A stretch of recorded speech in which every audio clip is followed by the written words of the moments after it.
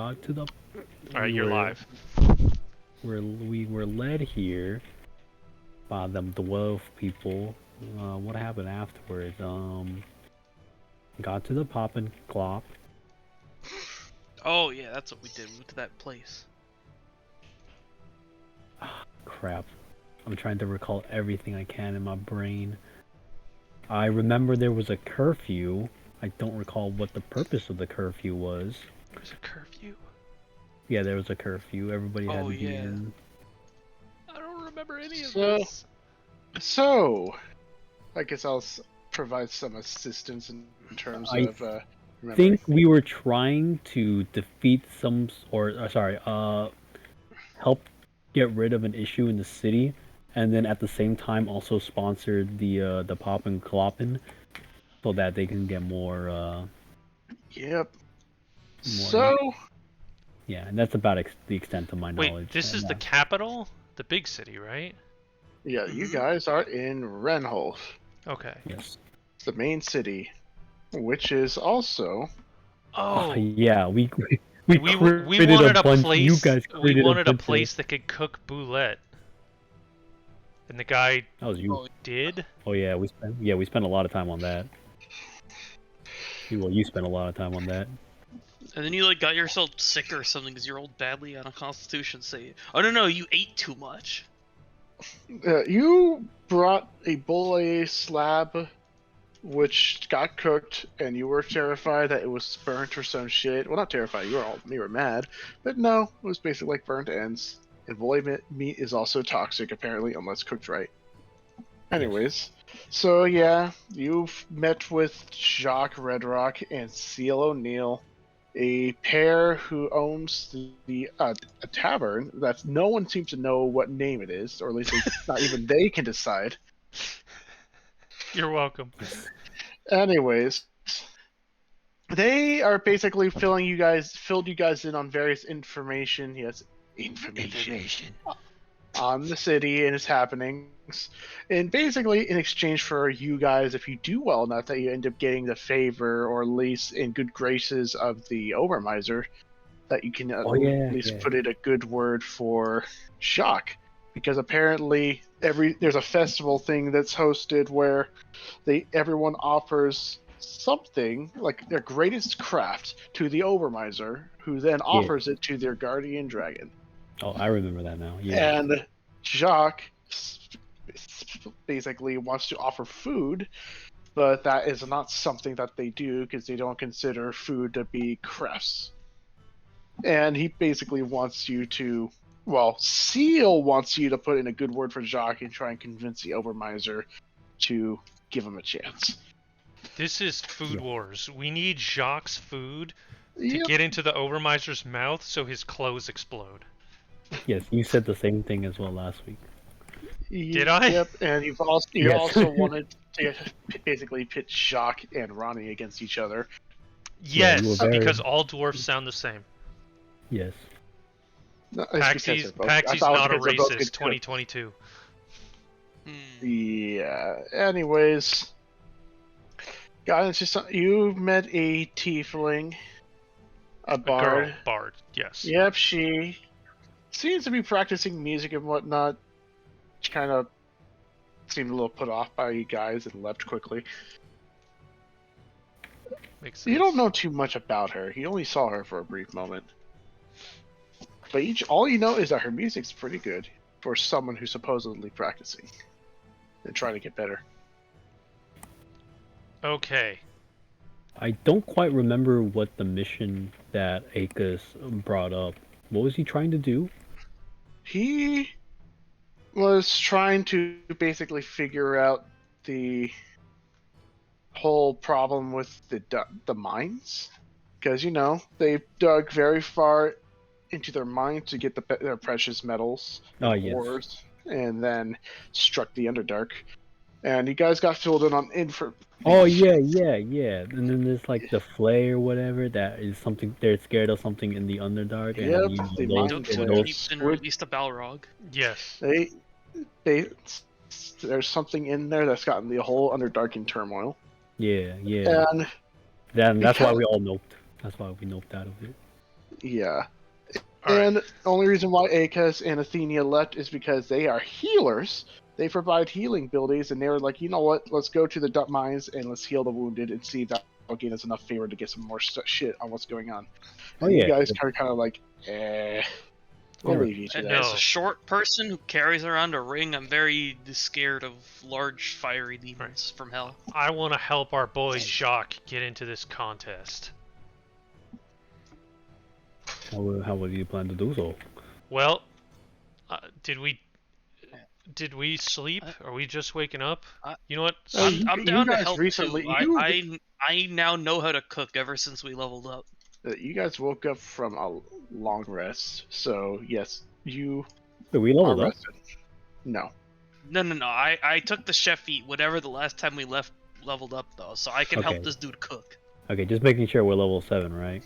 Yeah, but you'd be like a sous chef at Wait, did you best. say This eight? is, Our level 8. this guy is like Gordon Ramsay level dwarf. Wait, did you just say level 8? I believe we're level 8. Shit, I've been playing the last 2 sessions at level 7. Are you guys level 8? Yes. Aren't we? I'm level Okay, 8. yeah. Okay, are you? Level up. Oh, I guess it was probably the one session I was gone for. Probably. Maybe. Well, you got a power spike. Let me look. Yeah, it's level 8. Alrighty. So, I'm gonna go downstairs now that I've sobered There's up, only even one though I floor. didn't drink anything. Keep in mind, though, this tavern only has 1 floor. Oh, okay. I'm going to walk out of my... Oh, these are actual individual rooms. Okay. So it's Jean... Is Red Rock the dwarf, or is... Yes, Seal O'Neill is the halfling, Right, and Jacques Jacques Red Rock. is a dwarf. Okay. Go to the bar, and... what was You this? can see What was this festival or contest? What was it called? they didn't say. Okay. I'm gonna... Fuck, how broke am I? Quite, probably. Yes, quite. Okay. Good morning, Seal. I don't remember anything that happened last night, so I apologize if I said anything stupid. That's kind of funny. See that you didn't even drink anything. Well, It no, is only your swole friend and your rather righteous yet interestingly heavy-livered paladin. Anyways, how can I help you? something boulette poison maybe made me woozy. I don't know. Anyway, What did you say? I made sure I cooked every last drop out of that thing. it He was just Jacques poke delicious, his head Jacques. Let me tell you. I remember That's faintly. what I fucking thought. I saw you eat it. I saw your eyes roll back behind your head. And in pleasure, let me mind you, not because you're poisoned. Watch what you say, lad. I know what I'm cooking. It ain't my fault you got a weak head. All right, just the man I wanted to see. Wait, come back here, damn it! He just pokes his head out again. All right, What? what What's was up? this festival that you guys wanted to participate in? We can't because food isn't. And I hold up the air quotes isn't an art. Oh, yeah, that festival. What's the... Okay, Jacques, just letting you know, there's multiple names. The offering is basically the act of the Overmiser giving to our great guardian dragon, but that's not the point. The festival itself is what we call the Craftsman's Festival, to put it in the most blunt terms, but it has a more fancier name, which they call it the Great Crafting. The great crafting. It, And they believe that food is not an art form worthy of the deity dragon. Aye! Let me Alright. tell you, we dwarves, we work with our hands. We create fine jewelry, fine weapons, fine armor. And yet, as we've been expanding a little, moving on to woodworking, But the problem is, food it does not count. It is an edible thing. It perishes really easily. Okay. Fucking my ass. DM, can I roll like a history, or maybe history or Roll religion history. to see if there's like. I'm looking to remember if there's any gods out there that like burnt offerings. You know, like biblical style slaughter a goat type offerings. Oh, in that case, that's a religion. Religion. Okay. Well, is there are the deity dragons here like deities? Are they gods, or are they just ascended Yes. so it's like it's closer to They- religion they- than it is history. Yes. The guardian dragons were dragons that ascended to godhood. Okay, so this would be closer. Okay, religion. Oh, okay, 18. 19. I mean- And what you'd like to know what like sort of gods are out there that would like blood offerings and shit like Right. that. So if I or wanted to make in a general? case for Jacques to enter a food item, I could be like, look, all these other gods love food as offerings. Why wouldn't your deity? Why wouldn't your dragon? Look, if we need food fit for a dragon, we have the perfect taste tester right here. It's true. Yo, yeah. Yeah. I say in character. So, you think back, you're not too well versed in in gods, but you are pretty well read. So during your time of research, maybe before you've encountered mourning, or just when you're just bored, you read a few things on deities.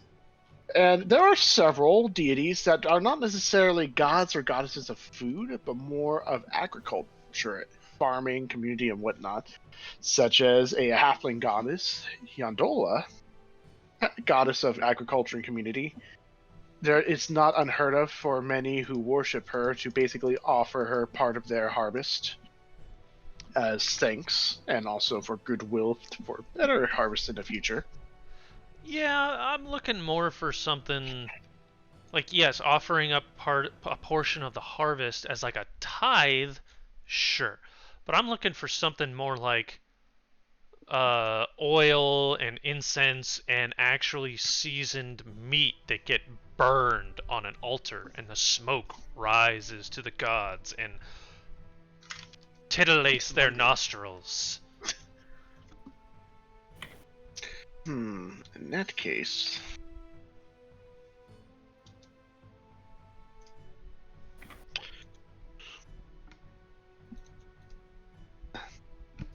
In that case, the practice itself is not that uncommon. It's heard of. It's heard of. Like, there are no specific ones come to mind except that one particular goddess, the halfling goddess. Mhm.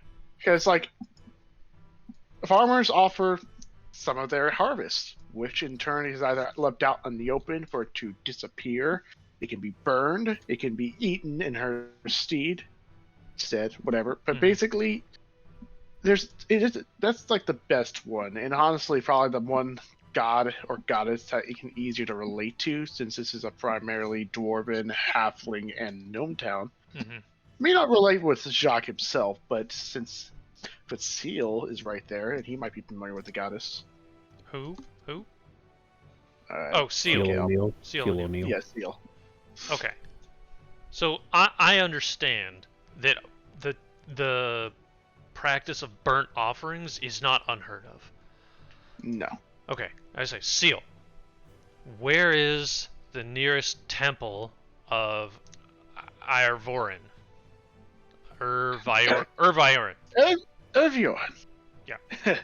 You may want to work on that punctuation. Yes. But the nearest temple is, in fact, in the Grand Hall. Grand Hall? Well, it's also known as the Hall of the Overmiser, where the Overmiser himself resides. Okay. Sadly, I mean no offense, but an outsider like you have no chance of getting inside, at least right now. I don't necessarily want to infiltrate anything. I just want to gather information as an outsider. Maybe Oh. to see if I would like to quote, and I air quote again, be a follower of Erviorn. Erviorn. It's Erviorn. Erviorn. Anyways, Soft I. now, followers of outsiders are kind of somewhat uncommon. Are you from around here? Definitely not. Well, to give a bit of an idea, some insight for you. The guardian dragons are more worshipped by the kingdoms that the dragons reside in. So, although it's not uncommon for followers like outsiders to pay respects, but they don't normally become worshippers, or at least someone who acknowledges the guardian dragon unless they wish to permanently take residence. All right. Here's my plan to get your friend entered into this contest. Step 1. Find out who's judging the contest. Step 2. Find out what their favorite food is and have Jacques over there cook something that'll blow their brains out of their head. Step 3. Find out what, and this is where the Church of Erviorn comes into play. Find out what Erviorn's favorite food is, because it's probably not something we mortals want to eat. Step 4. Find that thing, kill it, and bring it back to Jacques. And step 5. Jacques cooks it, and Erviorn smiles pretty upon him.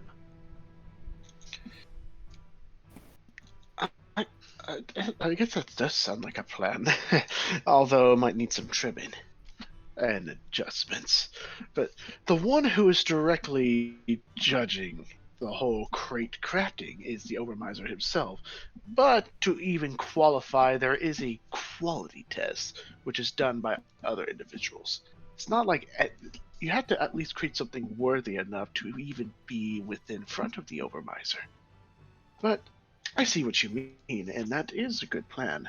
But, I yell back, Jacques, if you wanted to make something that would blow the pants off of anybody who ever ate it, what race are these people that are going to be judging? Yeah, he just pops his head out. The current Overmiser is a dwarf. He is the one judging. All right, The last Overmiser was gnome. Anyways. Jacques, I need you to make something that'll blow the pants off any gnome who ever ate it. What do you need? It's a dwarf. Dwarf. Anyways.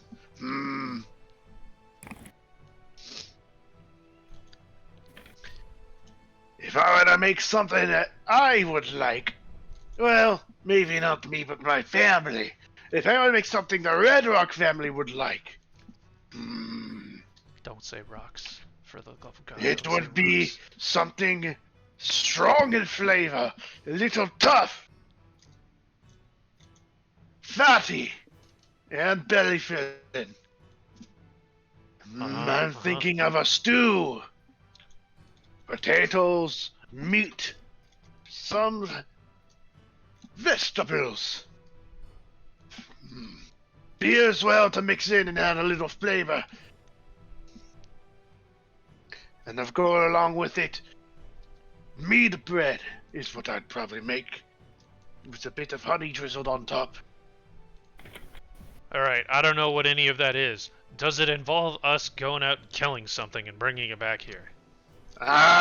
Most of it's already here. Can I interject? Except some of the meat. I still say we have Are You Publicly Taste Tested to prove to the city that it is food fit for a dragon. I would like for a to dragon? propose- I'd make something else entirely. I would like to propose something. Uh-huh. Good luck. In Seal 5 looks at you. syllables. Oh. Yeah, 5 syllables. 5 syllables all ears. easy. 5 syllables easy, okay? In character right now. How about fish stew? That's when Seal blinks, looks at Jacques, who is currently muttering to himself in various lists of ingredients. Seal just looks back at you. Fish stew. Any reason on why that in particular? Because fish stew isn't necessarily that popular. I just wanted to... out of character real quick. We are on a coastal town, capital, right? Like, if I You remember are- the world map correctly. Yes, you are next to the ocean. So back here, Yes, yes. Okay, now I gotta think about. it's a coastal city. Okay, got it. I got it. Okay, I got my 5 syllables ready. Actually, I don't have my 5 syllables ready. Hold on. God damn this curse. It's your you made this. Yeah. I'm working on it. Oh, okay, I got it. I totally had it. I don't know why I lost it. Fresh fish is unique.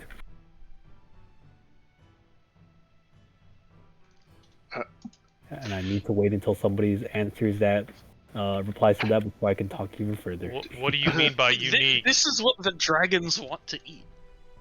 I mean, How can anyone question? we're not necessarily in a big need for fresh fish, but then again, despite being a coastal city, we don't really indulge in much seafood.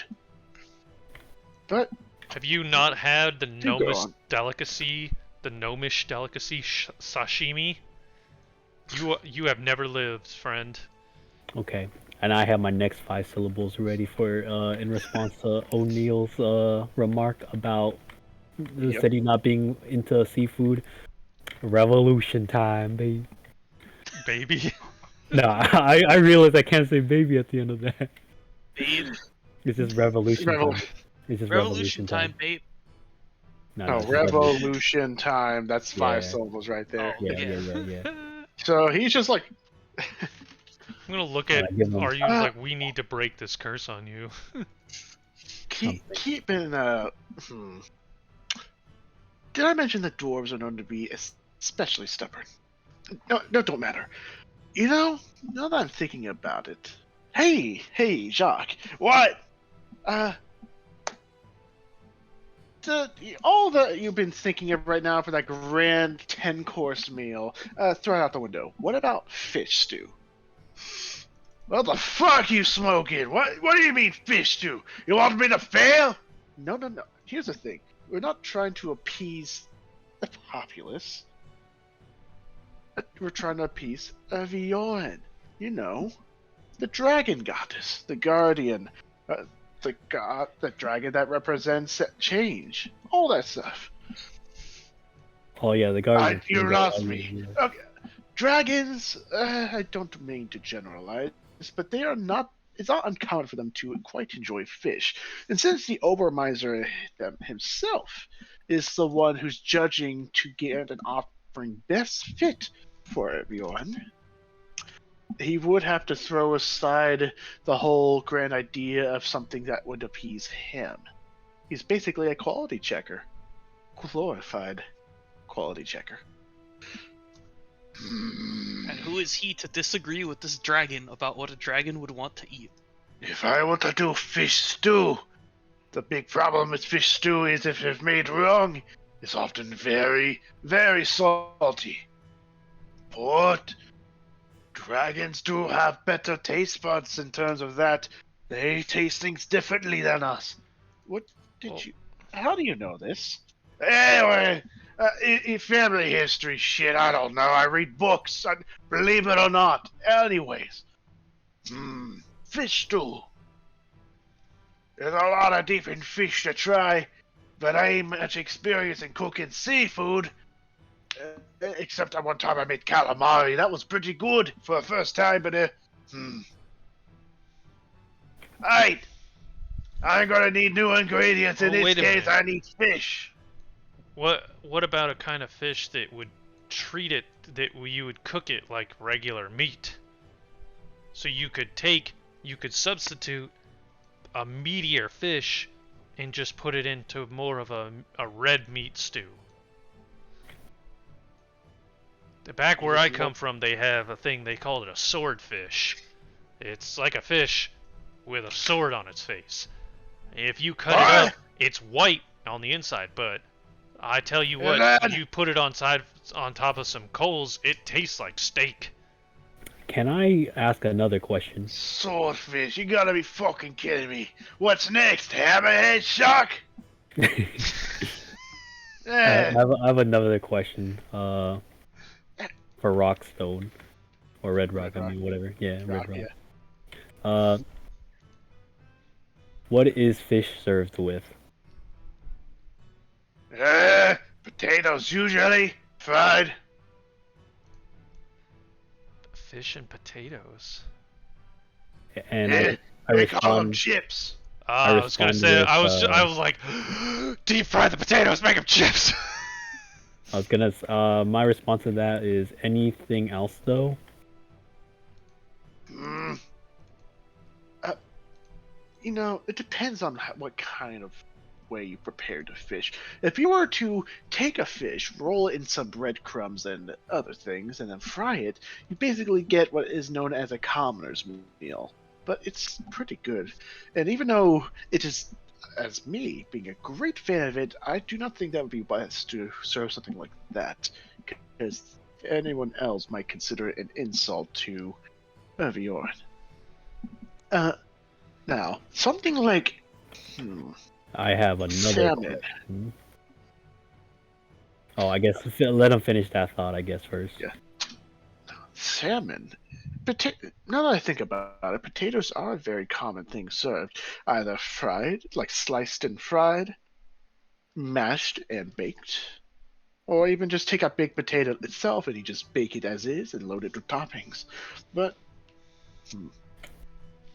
Have you heard of chowder? I would I've like had to. that once. It was quite unusual. I will interject and ask: have you served citrus? Citrus, as in what? Uh, like some lemons? Yeah. Oh, Damn it. Lemon? I have never thought of that idea. What, lemons? On fish? goes good with white fish. Not so much. I mean, the red fish. I think lemons go with any fish. Actually, now that I think about it, a good old friend of mine did let me try some of that old baked fish of theirs. Not baked, fried. Had a little bit of vinegar on it and a little bit of lemon. It made me want to have all of it. Kind of ruined the family dinner, but it was worth it. Uh-huh.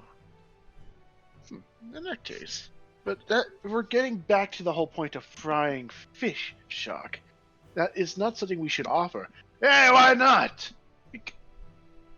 I'm sure Irviorn herself may very much appreciate the dish, but you would probably get kicked out of the city the moment you present it to the one overlooking the offerings.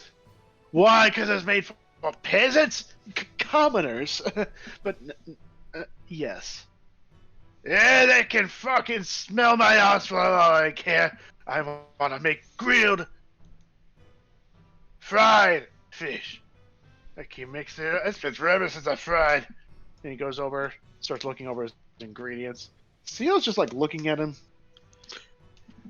Well,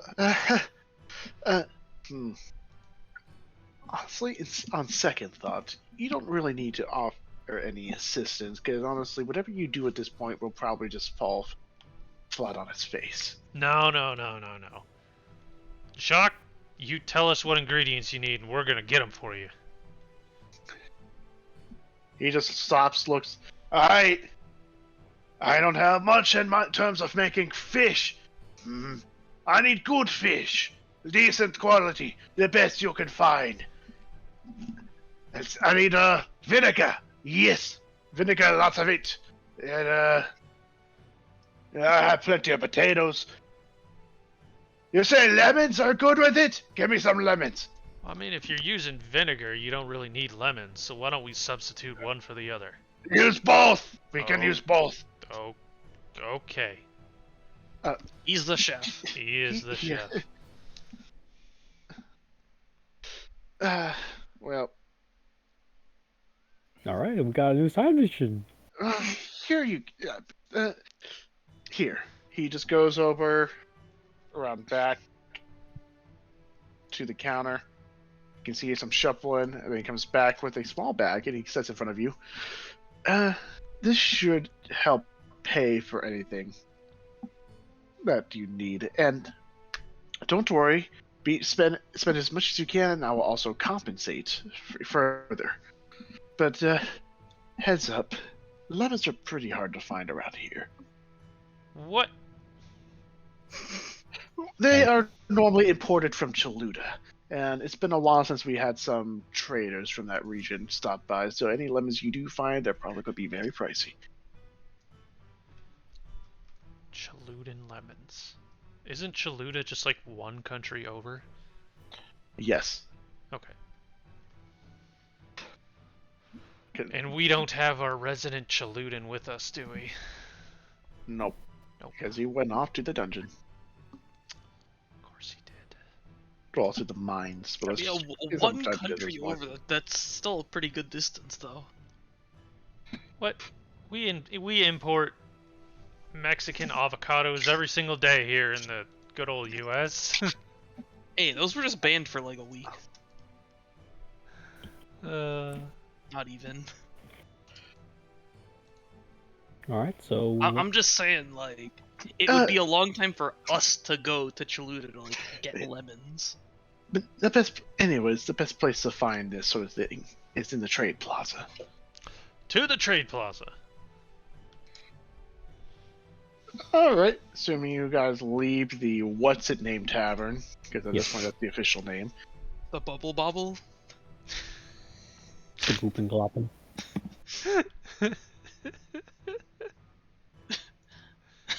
So, you guys were right around here.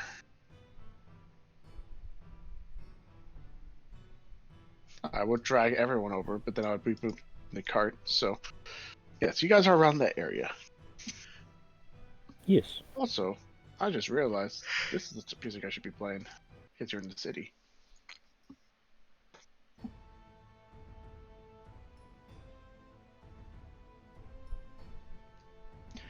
So, you Over are there. outside the city. Is currently not as bustling as it should be for a city of this well known and pretty decent size. It's probably due to the whole incident that's happening. But you can see guards and stuff patrolling every so often. You can see a couple of people, dwarves, halflings, gnomes, the occasional nun humanoid of the three races, such as a stray human, a half orc. They're not very common. So we're looking for the anyways. market district? The trade plaza. Trade The plaza. number 7. I guess we can split up, right? We don't necessarily need to go together. Sure. I was gonna ask if there's a fish market around here,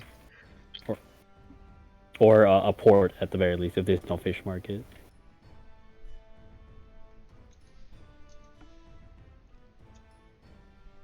Yeah, well, if you want to ask around, I'm sure you'll be able to find what you're looking for.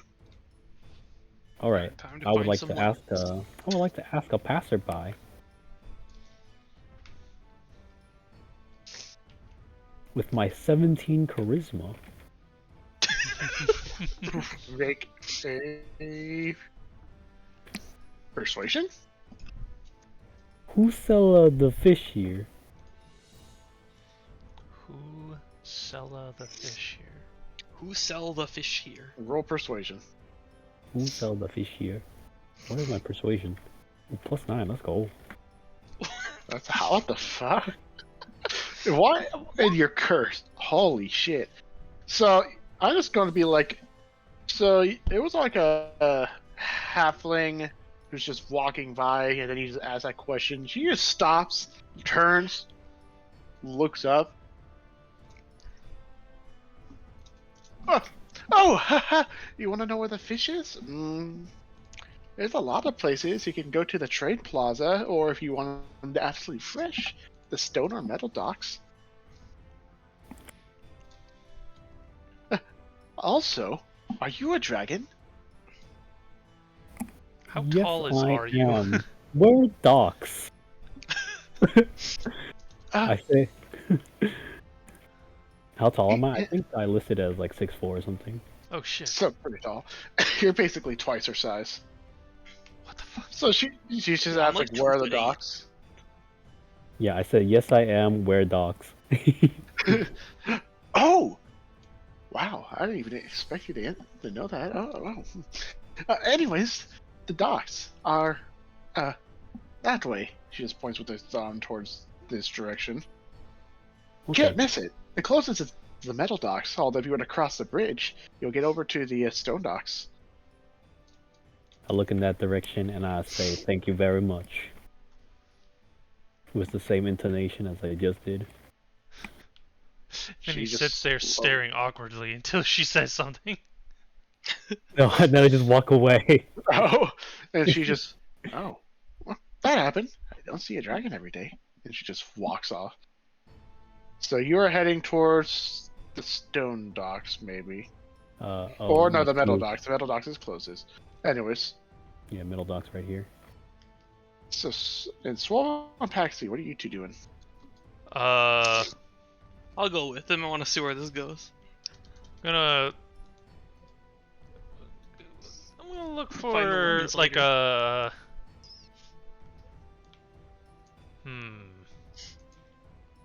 Want to look and see if I see anyone that looks kind of shady.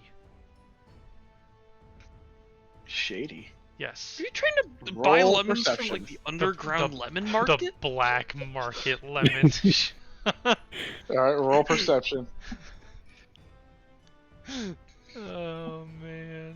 I'm super good at the perception. Yup. 18. Pretty I good. will say this: since you're still somewhat closer to the Hall of the Overmiser, with your good eyes, you do notice that there's a decent amount of guards around here. So the chances of finding any shady figures in this particular area is extremely low. But by some miracle, you do notice that there is one individual who seems kind of off. At first glance, they seem just like a normal traveler who's just passing by, but from the way they just every so often like glance, like tilt their hood a little bit to the left or slightly to the right, it kind of makes you think they're not just someone who's just keeping to themselves. And they're small. Halfling or no, maybe because the way their build is, since they're a little slim. Are compared they to like the dwarves standing that in we're an bulky. alley? Like what's around No, them? they are just walking down the road. But with your 18 perception, you can tell that they're probably heading somewhere with purpose. Okay. I'm gonna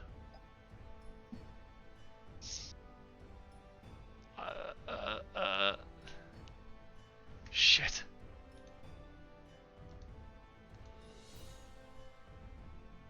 I mean, you want to look for shady people. I know. Um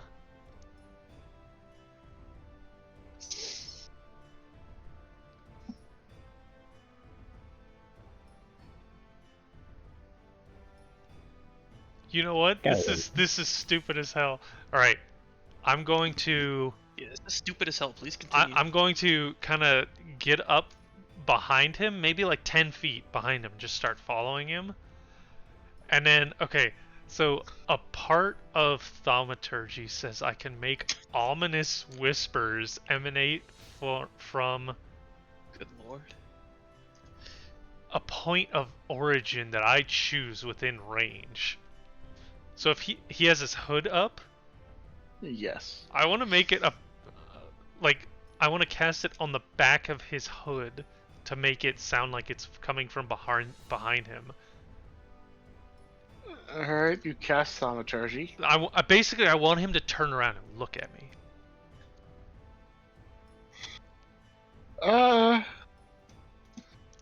So he just hears this behind him. Hold on, let me look up this.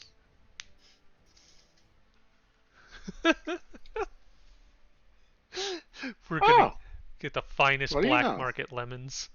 I The hear only you're a man thing- who knows how to The only locate some component required lemons. is verbal, because I will say you are definitely there's a decent amount of guards around you, but since it's only verbal components, it's definitely a lot more discreet. So basically, I just throw my voice at him 10 feet away. Yeah. So you cast the spell, and the guy immediately jumps in the air, causing all the guards to like look at him, and then the guy turns, whirls around, looks. He So, looks at you. does he stop I'm gonna get this walking? guy arrested. Oh yes, he did. Okay, so I'm gonna continue walking past him and just bump his shoulder, and kind of like sleight of hand, but like whisper whisper at him like, "Meet you at the pop and lock it." Bip and bop it. The guy. I think that's a bad plan because he won't know where you're talking about. I want to say I don't know the name of the place. He stumbles a little bit, stops, looks and glares at you while also pulling his hood Nope. over his face. I'm just walking past him.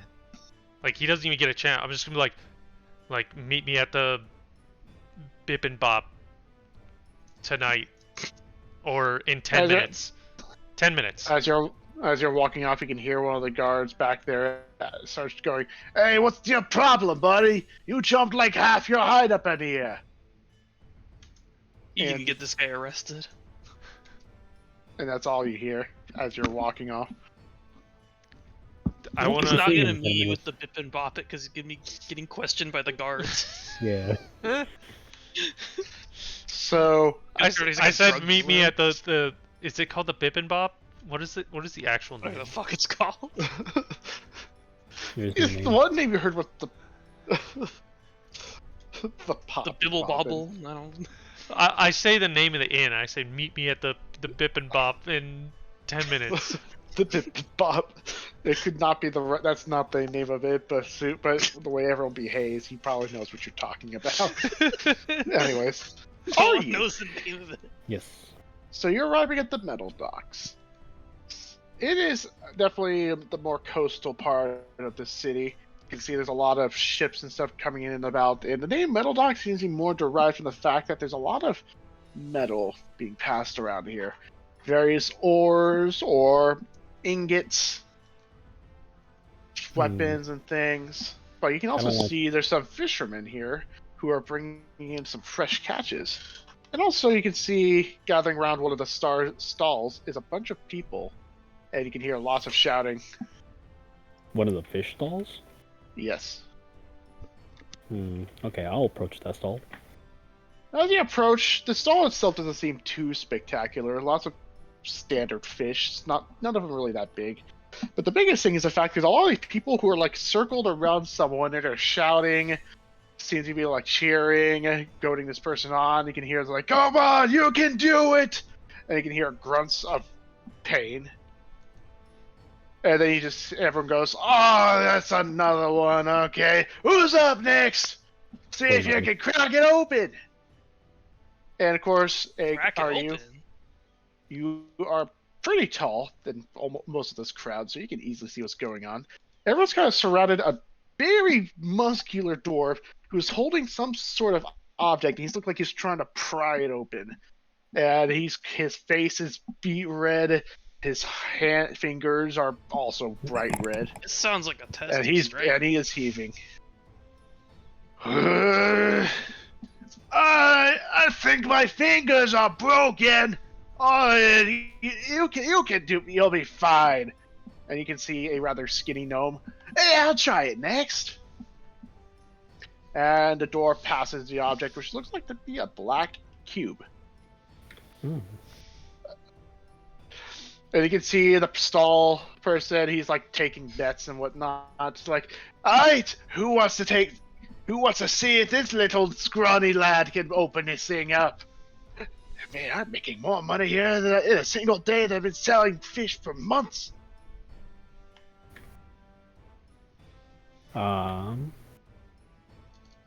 I guess I'll approach the stand and I will ask the stall man, what is in that cube? He just looks up at you, counting the various gold pieces in his hands. You look, Him taking bets on the skinny guy definitely sounds like a scam. I have no idea, lad. I found it when I was fishing. Came up with my haul. And I could feel there's something inside it, though, so hey, might as well see if people can crack it open. By the way, you want to bet on the skinny guy? Currently, it's 30-1. No, I will spectate.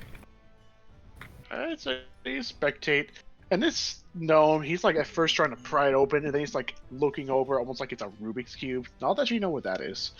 Yeah. And he's like looking over. They got some tools and things. You can see some people don't say, like, "Hey, that's cheating!" And he, after like peeking at it, he just like shrugs his shoulders. I give up.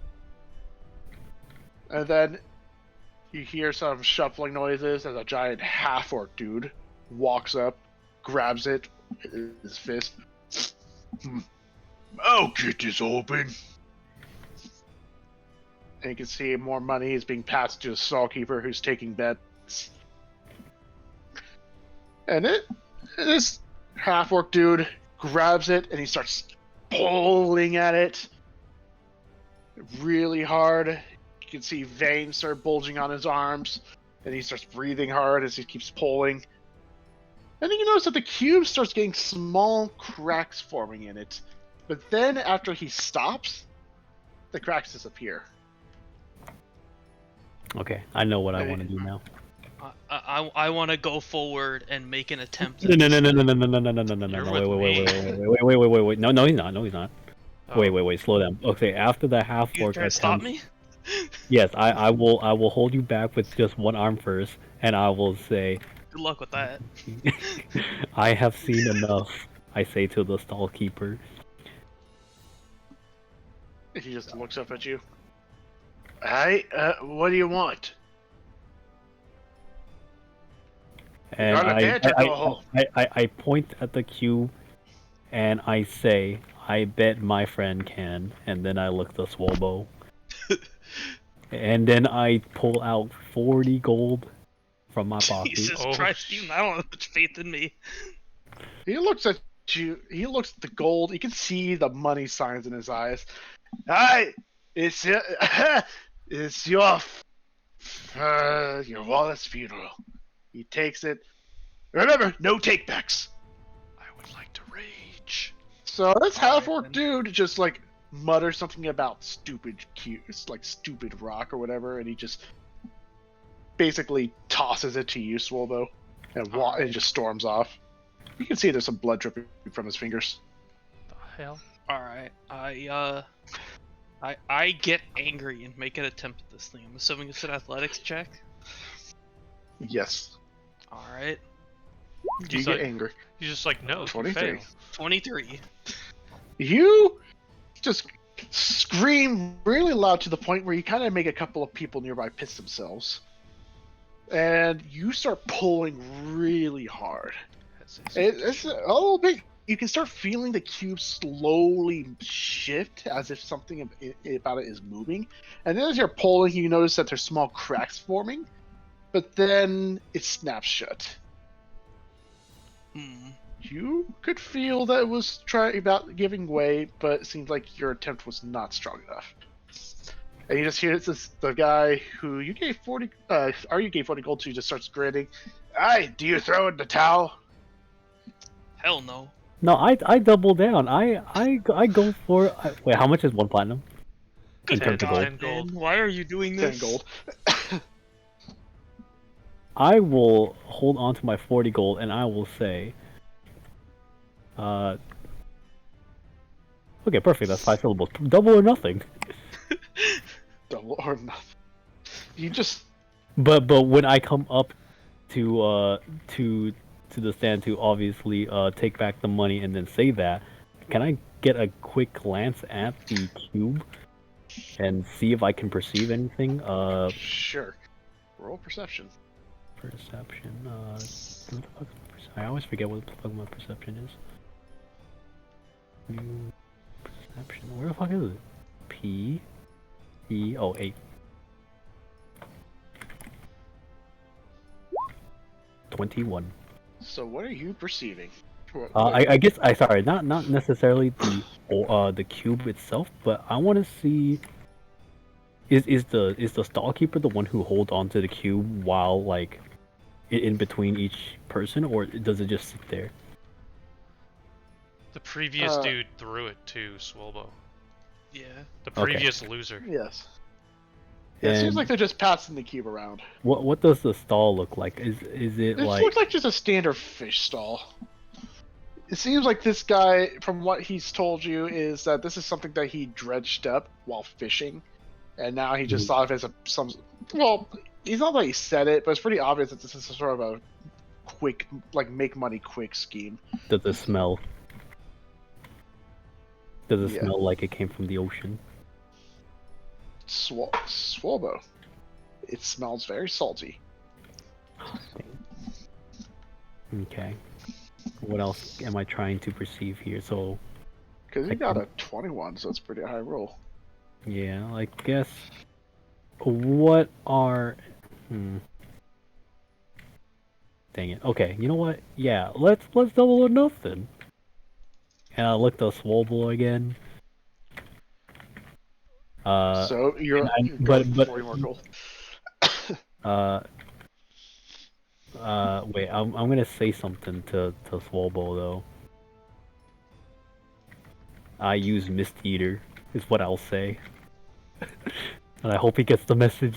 I hope he gets the hint. Huh? Oh no. I use Mist Eater. Swolbo, are you going to make another look? Yeah, the thing that makes mist. You trying to get me to steal this thing? Just keep in mind, you guys are completely surrounded by a bunch of people who are watching you and know you your get voices. it, you get it. Okay, I get this. That's not going through Swolbo's mind. Oh dang it. So, wait. Oh dang it. Okay. Swolbo, are you going to make another athletics check? I want to. It's like a box, but there's like some kind of like little gap or like hinge or something that I'm trying to get open, right? Yes. I want to pull out my magical axe and like stick it in there, and then like try and twist that and use leverage to pry this thing open. Well, I will say this: you don't see any sort of gap or whatever. It only appears when you pull at it hard enough. Oh, okay then. Otherwise, this thing looks sleek. I would like to prepare my action. Solid. Just have my Mist Eater ready and prepare to cast Mist once the cube snaps back if he fails. Alright. I will say in the distance, you do see a couple of guards as well who are kind of just watching the whole spectacle. I will angrily attempt to open it again then. Alright, roll athletics. Oh, let's go! Shit. Oh no. So, you're just thinking, okay, this thing has some sort of gaps and hinges or something in there where if I pull this hard enough and I move quick, I can stick my axe and wedge it. But then you're like, okay, 1, 2, and then suddenly you hear a popping noise followed by a click, and this sink cube flies open. Oh, let's go! It's beautiful. Opens up, revealing more cubes inside that quickly slide out. I guess it's almost like a Rubik's Cube. But this thing pops open, everyone just like blinks and recoils because you're literally let out a loud primal roar when you did it. And everyone's just like staring at you dumbfounded at the fact this cube's open. And you can hear a faint humming coming from it now, but nothing seems to happen. And this guy, shopkeeper's just like. And I look at the shopkeeper. Wait, am I there? No, you're not. No, you're not. No, you're off trying to buy black market lemons. I thought this guy is Swolbo just came with me. looks I at don't know. I went with argue because I wanted to see what the hell was going to happen with that. My profit. Now. Or wait, he goes out. There's a fee, yada yada. He just slaps the gold pile in front of you. Take it. And everyone's just like nodding their heads. Some of them are like running up to you, Swolbo, and giving you a pat on the back, like, "Wow, you're one strong fucking halfling. I gotta tell you, your muscles are bigger than me head." Yeah, they're not wrong. And yeah, this cube's open. So you said there's just other cubes inside? There's a book inside. Yes. and you can hear a faint humming coming from it. It's the mother cube. No. And now, like, This is just those Russian Also- nesting dolls. Ara, fucking are you? Yeah. If you were to look into the pouch and count all the gold, inside is about 230 gold pieces. total. Let's go. Holy shit. 230. 230. You said. Yeah, 230. Damn, You that guy just- was giving you you- some nice odds. Well, he just gave me the whole thing. How generous He is just gave him the pot. He basically gave you the pot. Now it's just like, you want to buy some fish while you're at it? Does he? Hmm. That is what we came here for. We buy 240 gold worth of fish. 230. I wanna. No, I walk away. I look at him with the eyes of an accomplished gambler and look at him as if he were just a loser. Congratulations, Fulbo. You are RU's most favorite racehorse. I And your prize is your fingers are fucking sore as hell. But you have this thing open now. Yeah. I wanna take one of these smaller boxes and see if that one can be opened. You're gonna do it right now, though. I mean, does this guy like seem to care about this box anymore? Can I just take it? I mean, the cube. You're welcome. I mean, it seems like everyone doesn't really care about the fact that you have the cube now. They're more care about the fact that it's open. And some of them are just like, hey, what's inside it? Oh, that looks like nothing. It's a scam. So this guy doesn't care if I just like take it with me now. Yeah. Yeah, 'cause he Alright, just found well, it. I'll just take it and figure it out later then. So as We you got some take the fish cube to with buy. you can see one of the guards who's watching, and he just gives you a thumbs up. Okay, now I make my way to the other docks, the Stone docks. docks. God. You're Just about walk past this guy with like a bunch of fish that we just bought. Oh, hey, how's it going? 150 gold richer.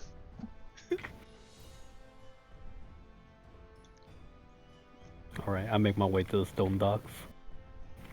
Alright. There- You arrive at the stone docks. Seems not too much different than the metal docks, except more like the big deal here is stealings and stone cuttings and stone in general. But there's still some fish markets because this is where the most fresh fish is. There's a couple stalls, and it's definitely this place is a lot more empty compared to the other one. Maybe because of the fact there were so many people crowded around to see who can open this black cube. Oh, that's perfect. That means there's less people scouting for the fresher fish. Yep, so you can see there's a couple stalls. Like, they don't really seem too impressive, but you do see one stall in particular has a big sign in fresh painted letters, like fresh exotic fish. I don't believe that. I look away. Not only regular fish, it's exotic Oh, fish. actually, can I roll yet another perception check to see if there are any fishermen who are just coming back? Roll perception. I maybe don't see anybody. There's a lot of people coming in. Are you stares directly into the Yeah, sun? is it? Wait, what's the whole roll thing where Huh? you have to be as a rogue before all rolls are a minimum of a certain thing? I have no Does he clue. have that yet? I don't think I've read about that. No. I remember. Called like You have Jack it. of all trades or something like that. Jacket. It is Oh, he class has it, yeah. features. It May would not- be reliable talent, which Oh, is yeah, an yeah. 11, so you're not high enough. You may not I even want to be make sure. my archetype right. You're kind of looking around. You're not too sure. There's too many people coming in for you to properly discern who's a fisherman and who's not. But you have good enough eyes that you manage to at least spot, like, maybe one ship that may potentially be a fishing vessel. New question: can I roll another perception check to use my dragon nose to smell the fresh fish? Roll perception with nose, but with disadvantage. With disadvantage. Oh, it might be a 14. Yeah, It's a 14. still better than others, because there's a lot of sense. It's hard to discern what's what. Like, there's a strong smell of the sea. There's the smell of fish. There's the smell of sweat, because a lot of people are working out in the sun. But you managed to maybe get an idea of what fish smells like what, and you have an idea of what may be fresh, or at least more fresh. Got it. And it seems to be one of the more smaller stalls. And as you kind of like follow your nose and start looking, you notice that there's actually some people like offloading nets and boxes. Okay. I look to the man unloading one of the boxes. How much for that entire box? The guy just stops, looks at you. It's not for sale. This is our fishing equipment. If you want any fish, though, he just points at one of the nets, I can sell you that whole thing for about 15 gold. Really? Net included. No, never mind. Can't include the net. We actually How are much running would you low on those. estimate That's a that lot of. weighs? It's like 300 pounds of fish. Actually, it's not that big. It's 300 about 50. pounds of fish. That sounds like just the right amount. It's about maybe It's 15 80 times pounds. strength, right? Oh no. But if you're like, he just like drags the net over to you and opens it so you can look inside. There's a lot of assorted fish in here, so you can recognize some fish, but some of the biggest ones, there's like a very big fish in there that's a lot brightly colored. And he just like, I'll say maybe, yeah, I'll stick with this price. Whole thing. I say 20 gold fish net. You have a deal. Yeah. And as soon as I have my hands on this, I'll pretty much just make my way back to the inn. Yep, you have. Yeah, and I'll Oh, you are drag dragging this a giant big net thing full of fish behind me. Alright. You are still made a massive profit in gold, and now you found a lot more than what you were initially looking for, probably. Taxi. I went back to assuming the inn and I'm waiting for my contact to show up.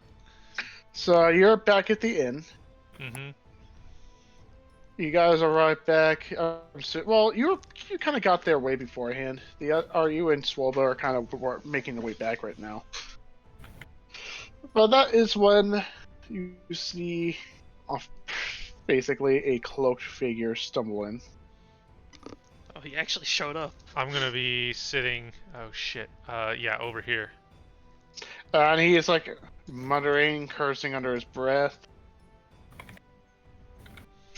And that's when he looks around.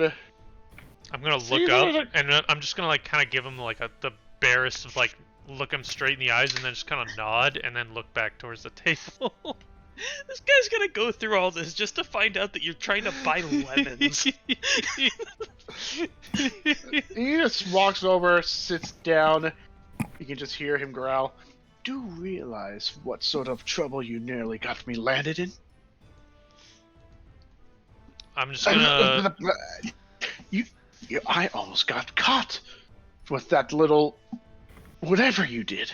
I'm just gonna lean forward, but not look at him, like kind of looking off to the bar, making sure no one's looking at us. I'm just like, I hear you can get things. And that's all I'm gonna From say. who? Hard to find things. He said He from just leans back, crosses his arms. Maybe. But what are you willing to pay for? Well. Hold on. I didn't think you'd get this far, huh? I need to know how much worth that you are for me to even bother dealing with you. Tell you what. I can One get gold you. worth of lemons. Let's see how good you are at what everybody. Hold Hold on, let me phrase this. Let's see if you are good as your reputation says you are. And I want to have drawn a picture of a lemon on like a napkin. He just I fold it in half and I slide it across the table. He takes the napkin, looks, moves it. Wait, they have napkins? Stops, takes all thing and like... Is this supposed to be a fake shape or is this literally... Is this... Because keep in mind, if you're using thieves' cant, you are me. I'm not. I don't have thieves' gibberish. cant. I don't have Okay, thieves' cant. then what the fuck is this supposed to mean? Does he say lemon at any point? No. No. He's just staring at it. It's like a 3-year-old's drawing. It's like... That's why he's like, fuck is this supposed to be? I'm just like, fucking keep your voice down, man. I need... You just see Seal just whistling, cleaning the same cup that he has been cleaning ever since that guy just came in. I look at him and I use... Wait a minute. Okay. DM. What? No. Thaumaturgy can change the color of my eyes. Yes. Can I make it... changing him to yellow. Can I literally, like, cartoonish instead of money symbols, just make lemons appear in my pupils? I think it's just color, and it's just color and not shape. So you just turn your eyes to yellow, right? Okay, so I'm gonna look at him and I'm just like, I need some agricultural product. It's in that shape. And then I turn my eyes yellow and I go, in this color. I don't think lemons were illegal. He stares at you for a bit. You didn't have traders in town. Shut up. He looks at the napkin again and back up at you. See the gears turning in his head, but he looks so confused. Is this some prank? Who put you up to this? Tell him you're trying to have a lemon party. Oh no. Hold on. Fuck. 13. Wait, would this... No, I'm first... I was like... I assure you I'm dead serious. O'Neill didn't even say lemons were illegal. He just said they're hard to come by. You just sets the napkin down. How much are you willing to pay? Oh, he's playing you. He's playing you hard.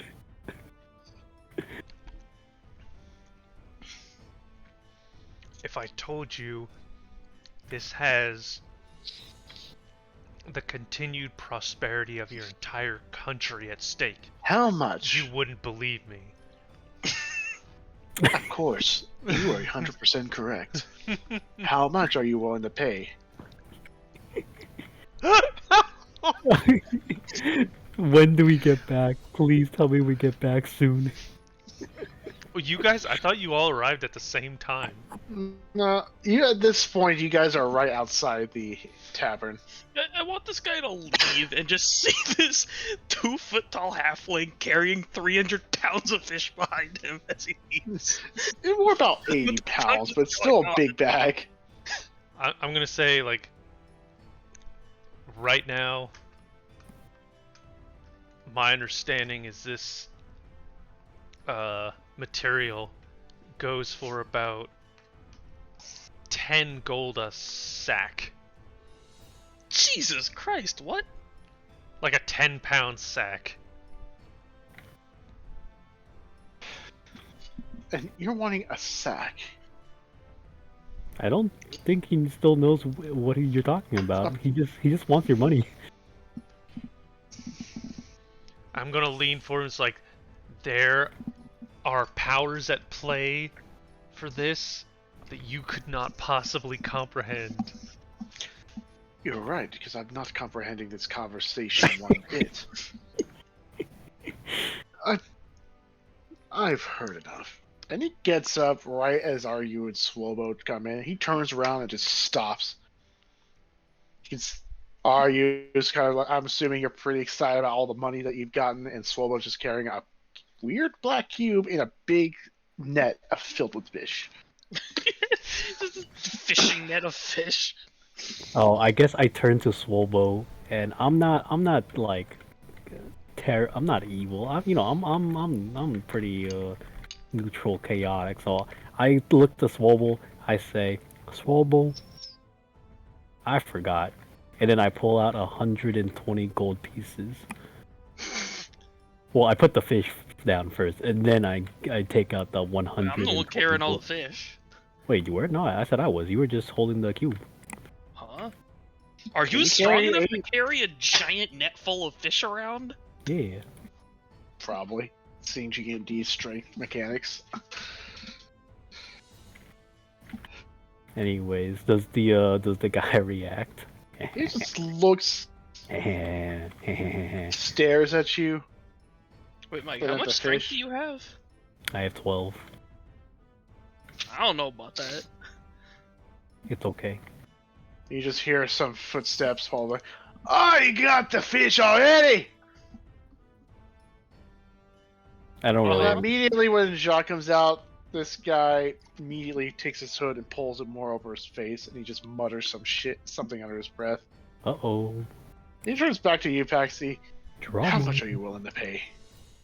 Drama. Told you going rate is 10 gold a sack. In that case, 15 gold. Up front. For stringing me along for this long. Say, fuck that. I don't even know if you can uphold your reputation. You want it out already. You show me results and you'll get your gold. He just stands up. Starts walking out. Seal just looks amused watching this whole thing. And Jacques is like staring at the net of fish. Me and Swobo are still at the door, right? You're still at the door. I look at my friend Paxi. I see how agitated he is. I block the door. I say, "Is he troubling you?" That's kind of a reach. I think that's. He's troubling me. No, please move aside, please. I look to Paxi for an answer. I'm gonna walk back up to him. Wait, where is he? Where's the dude? At the door, right here. Right here. Yeah. I'm gonna walk up to him. I'm gonna place my hand on him. What, his head? Nope, just on his shoulder. Wait, is he also a halfling? Yes. Oh, I'm going to place my hand on him. I'm like, no, are you? This gentleman wasn't causing me any trouble at all, and I cast Hexblade's curse on him. What? That's when you hear Seal go, I think you might be taking it a little too far now. No. Hexblades, hold on, let me read this. What does that blah, do blah, again? blah, blah, blah, blah. There's no, like, indication that he has it on him. No, but it's just more the fact that you're placing his hand on his shoulder while basically boxing him in. I mean, weren't you just pressing him for information on how to get it? No, he was gonna get me lemons. Yeah, so he doesn't necessarily have it on him. He would just help you get to it. Right.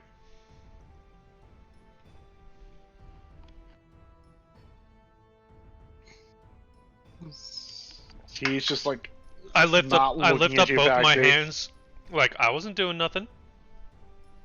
And then I'll go back to the bar. He just looks at you, Paxi, like shakes his head.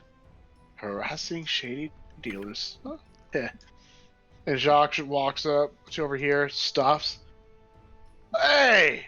I think I recognize you. And that's when this guy like meekly goes, oh shit. Yeah, move. No, I stay in front of the door because He's not trying to squeeze past you guys. How can he get past Swobo? And a The giant Swobo bag Lady? of fish.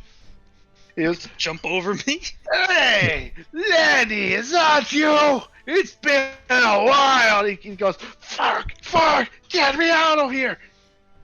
Jacques literally hops over the counter, starts walking towards. Then he just grabs him in a bear hug and lifts him up in the air. Oops, headset almost lost. Lenny, it's been a while. And he just starts shrieking, flailing and kicking. And Seal just goes, "Ah, so that's who he was." Well, that's when he goes, grabs a cup and a bottle, and just pours himself a drink, and just takes a casual sip while watching the spectacle unfold. So I'm sitting at the bar. I'm just gonna ask Seal, who's Lenny? He was a friend of Jacques. Well, Jacques still considers him a friend. Lenny, on the other hand, not so much. I think we just contracted Lenny to get us some lemons. Oh, is that the whole deal? Why didn't you just tell him up front? He's like, "So, Lenny, what have you been up to? How's the kid? Get me out of here!"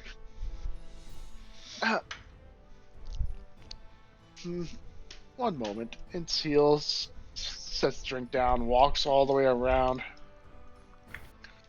And she goes, "Jacques," I'll move this person. "I think you should probably let him go. He can't breathe." It's probably because he's been screaming this entire time. "Oh, is that the reason why I thought it was of excitement?" And he just drops him, he falls on the ground, flat on his ass. "Anyways, what brings you here? I've noticed you haven't been stopping by much lately." And that's when he goes, "I hate my life. By the way, you never told me how that one stew turned out when you tried it. How'd you like it?" That's when his whole face whitens. He gets a faraway stare as seems like flashbacks start playing. That's mine. Anyways, Lenny, I believe what you need to do is obtain some fruit of citrus origin. If you could be so kind, could you get some for us? "Oh yeah, we need some lemons!" And that is when he stops. You can hear a record screeches his mind as the flashbacks stop playing. And then he just slowly turns his head around to look at Paxi as the colors and the crude shape start slowly piecing together into a one big lemon in his mind. And that's when he goes, "That's what this whole thing's about! You want me to get lemons? And Why didn't you fucking say so?" As soon as he says lemons, I'm like, "Fucking shush! Contraband, you asshole!" "Lemons! Oh, I thought maybe it could be drugs. I'm a drug dealer. I can sell some of the things. But no, lemons! Lemons! Oh, I'll get your lemons! 50 gold pieces! How much you want? You want a sack? I want 2 sacks! 5? Wait. So as soon as he screams, "I'm a drug dealer," the biggest grin cracks on my face. I was like, "Oh no, you're a drug dealer?" And I look at everybody around me and I go, "Did anybody else hear that?" Nobody else in this inn. You just... Seal just like... No, Lenny, you are a lemon dealer now, so why don't you get us some lemons? Don't even start with me! Don't fuck with me! I have a respectable reputation. I don't go around dealing in fruit! And so as I walk up to him, my eyes slowly just go more and more completely black, all color draining out of them. And as I get closer, my voice just starts dropping deeper and deeper. I was like, "No, Lenny, you're a lemon dealer now!" Roll intimidation. Oh my god. I'm gonna go put my fish down. 20! He just stops, stares at you for a bit. I use hi. thaumaturgy I to am make Lenny. all the candles in the place flicker when I start talking. You just like look at him. He like stares at you for a bit. You can almost hear something snap. Then he just grins wide. Hi, I'm Lenny the lemon dealer. How many bags can I get you? 1 bag of lemons, please, Lenny. Thank you. Cool. 15 gold. Fuck off, Lenny. We are getting hugely ripped off with that one. 5 gold up front. It's a service fee. Don't worry, I'll get you back in 1 hour sharp. Are you? Can I borrow 5 gold? I don't listen to him. I'm still sorting through the fish. 5 gold when you get back, Lenny. That works with me. And he just marches off, almost skipping. I have no money. Wait, do you actually have no money? What happened to all your money? 1 gold. What happened to all your money? I keep bribing people. That was weird. That was weird. And he just goes back. I've spent like over the 0 counter. money this whole campaign. I have so much money. And Seal just shakes his head, walks all the way around, and then back. And he just picks up the drink he left and just takes another sip. We're bad people. You are. You're bad people. 2 bad people. Swobo is just incredibly confused with what the hell is going on. Lemons, Swobo. Lemons. Some of the people here who are also in this tavern kind of just like staring at you, Paxi. But the moment you would look their way, they immediately go back to whatever it is they're doing. Solo just kind of like shakes his head, walks up to the bar, and says, "I need a drink," and puts a gold down. Also, Paxi, you can hear Morning just say, "You know, a lot of the mistrust and stuff people give you kind of seem more valid every day." Totally deserved, right? God. Yeah, at this point, is it racism if it's valid? No. That's what I thought. Anyways, and then she just disconnects. Also, Seal just... When you put a gold down, Seal just like looks at the drink he's holding, and he just moves the bottle towards you. Take it. 1 gold. Alright. And he just takes the gold piece and just dashes it. I turn around and say, you got... I go, Jock, I don't think lemons are rare anymore around these parts. Yeah, I know, right? That's the fastest I've ever seen someone switch professions. Lenny the lemon dealer. Hey, that's a nice ring to it. Better than Lenny the drug lord. Oh, God. Seal just... Drug dealer. He's not even that high up in the ranking yet. But then again, even if he was a drug lord, he definitely isn't now. At this point, might as well just call him Lemmy instead of Lenny. Anyways, I see you've come back with a lot more than what was initially needed. I don't think the money I gave you was more than enough for all that fish. Oh, wait, who did he give the money to? Yeah, I don't even remember who he did. You didn't even look in the pouch. Wait, who did he give? If you were to look in the pouch, it has a total of 5 gold. Who took the pouch? We spent like 150 gold on this fish stew. Wait, what? Yeah, we spent like 15 gold on all this fish. Yeah. 20. 20, yeah. 5 of it was on the net. And we made like 200. You have a fishing net as well. So Jacques comes back out. Alright! I mean, let's see what's in this little thing. And he goes over to the net, opens it up. He just starts grabbing fish. Yeah, nope. And he starts tossing them over his head. Ooh, this is a good one. He just puts it in his pocket. Huh? Yeah. He puts the fish in his pocket. Oh, this one has parasites in it. Nope. And then he grabs the brightly colored fish, looks at it a little bit, opens his mouth, looks inside. It ain't good for stew, but it's gonna make some of the best fish and chips you'll ever have. Hey, have a nice haul. I'll have to look through the rest of it, but maybe I'll find something that'll be good for opening.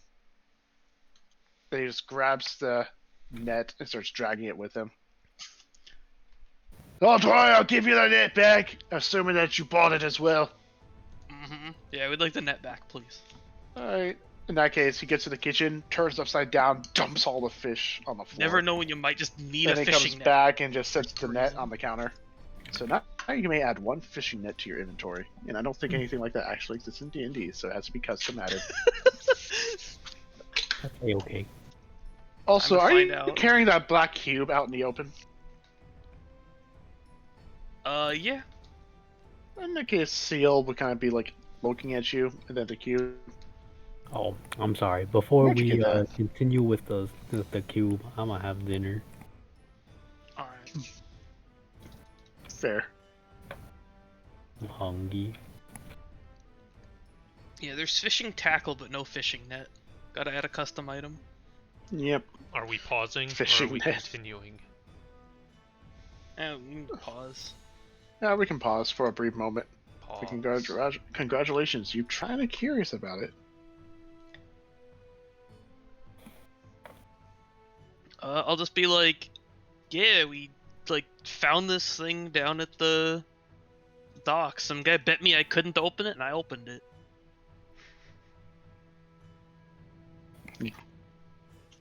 Blinks. That is rather specific, but does that explain all the large amount of fish that you brought in? No, that's unrelated. We then went somewhere else and bought a bunch of fish off some guy. Oh, I see.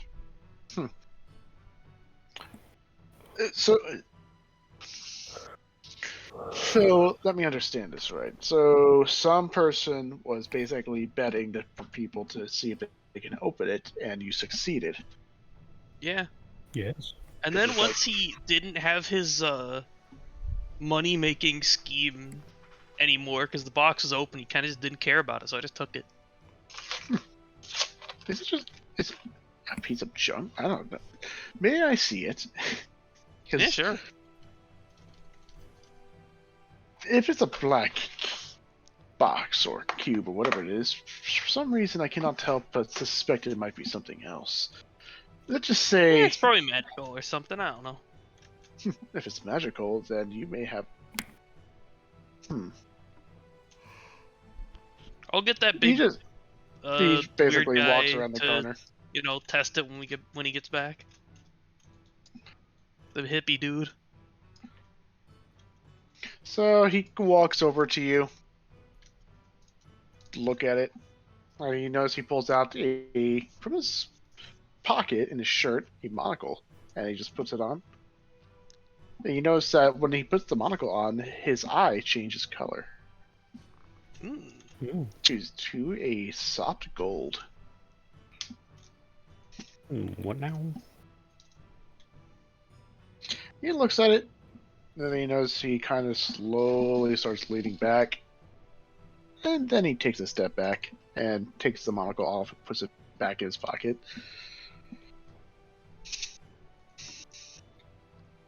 It seems that... You said that you got that from a fisherman. Yeah, he said he found it in the ocean. I see.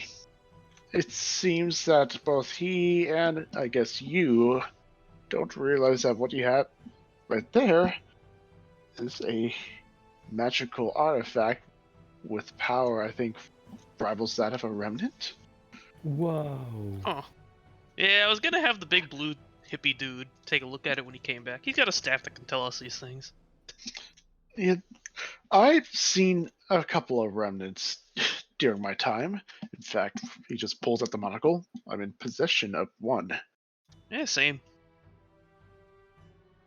I'm assuming that involves the weird shaped axes and sword. Huh? Oh, I was just thinking about this thing. I just like show him my ring.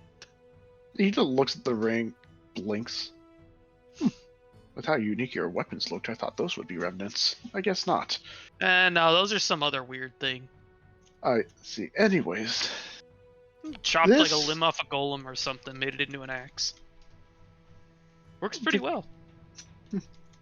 Regardless, since honestly there's not much for holding secrets among us, this monocle I have, it's something that when I wear allows me to see magic auras. Yeah, it's pretty useful. Similar to that of detect magic, or at least from what I've been told. But that aura that completely surrounds that cube resembles that of... Let me see the magics. With the way it flowed, I believe it's the school of conjuration. And Interesting. a lot of that surrounded that cube. And from what I can tell is it's simply radiating it passively. So by opening it, I think you may have activated the thing. Huh. What do you know? If possible, if there's a way to deactivate it, I highly urge you to do so, because if that thing were to go off anywhere, it may cause trouble, or at least that's what remnants are about, causing trouble. Yeah, I'm sure it'll be fine. We're used to it. Because you are in our tavern, and the last thing I want is for our hard work to basically go up in flames. Or acid, or destruction, or turn into a pit, or anything else that a remnant could do, because they are dangerous. Usually. Whatever. I'll just, like, close it. You close it, and you can hear a clicking noise, and then the humming stops. And that's when he takes the monocle, puts it back over his eye. And just like that, all that magic just disappeared. Yeah, I don't know. I don't know much about magic stuff. I opened it before. I'm sure I can get it open again. Perhaps. Well, but now I'm curious. He starts walking back, scratching his chin. If it has conjuration magic, it could mean multiple things. Now that I'm dwelling on it more, it could probably summon something or teleport things. Saying that's what the usual... Oh crap, it's stupid ass prison. It could be one of those objects that stows things, like a bag of holding. But then again, I haven't actually seen a bag of holding with my own eyes, so there's not much I can make a comparison. It could be an instant structure. I am aware of the reputation of one remnant that's in possession of the Emperor. And that is capable of summoning both a small fortress as well as an army instantly. And that is also conjuration magic. It can be any number of things. However, experimentation is required, and of course that should not be done within the perimeter of the city for safety. And also, if the guards were to be well aware of the fact that you are now in possession of a remnant, it may get you in some trouble. So, if possible, I recommend hiding that on your person until you're ready to use it, and if you're ready to use it, I hope you're certain about it. Yeah, I guess we'll figure out what it is later. Perhaps. Anyways, so you've got a bunch of fish. So all of that's needed now. Jacques, what else are we needing? Vinegar! Lots of vinegar and lemons. The lemons I think the lemons are coming. Yeah, he seemed to be really into this new role of being a lemon merchant. Oh, Lenny, I knew he had it in him. Yes. Yes. Besides that, actually, now that I'm curious, why are you helping us with this whole offering? Understand, some people out there do wish to do goodwill, but some people also want to get things out of this. We find that when we do favors. goodwill, we get things. Yes. Yeah, we got nothing better to do. So, of course, that is the standard thing of an adventurer, which I'm assuming that's what you all are. You look like Ronnie.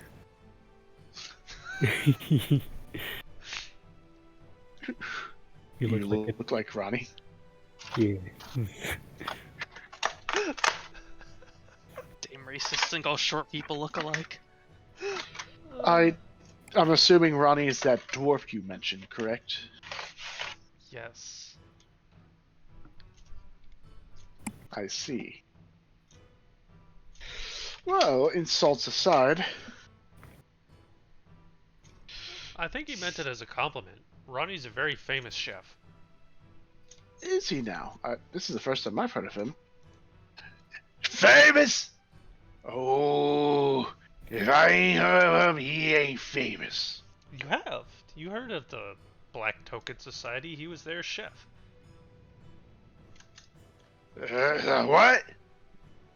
I've heard of the Black Token Society. Jacques doesn't really pay attention to such things. Of course not. I'm busy cooking and serving. What do you have to do bother with a black coin group? Actually, Jacques, I'm just going to say for once, that sort of line of thinking is actually very, very good, especially when it comes to them. Don't get associated with them. Already got a head start on that. Anyways, I found the right fish I want. And he pulls out a standard-looking bass. No, not a bass. It's more of a salmon. No, not salmon. It's a fish. You don't know what kind of fish it is. It is a fish that looks like a fish. It looks like your typical fish, kind of grayish, not very special looking compared to some of the other ones that was in there. And Jacques seems to be quite satisfied with this. Yeah, I don't know what kind of fish it is. It's a fish. What kind of fish? It's of the fishy variety. And he just like, I can make some of the best with this. Alright, fish and chips. Now the one that's all red and scaly looks pretty. It can be great for serving. But for the PCO, the Great Guardian Dragon, I need something a little better. And this fish, and he holds and starts flopping in his hands. This will do. The taste of that of a dragon. That is what I promise you. Now I just need me vinegar and some lemons, and I'll be set. But Jacques, you do realize that the whole grand crafting is not happening until a couple days. So getting started may be a little unwise, since, food does go bad after a bit.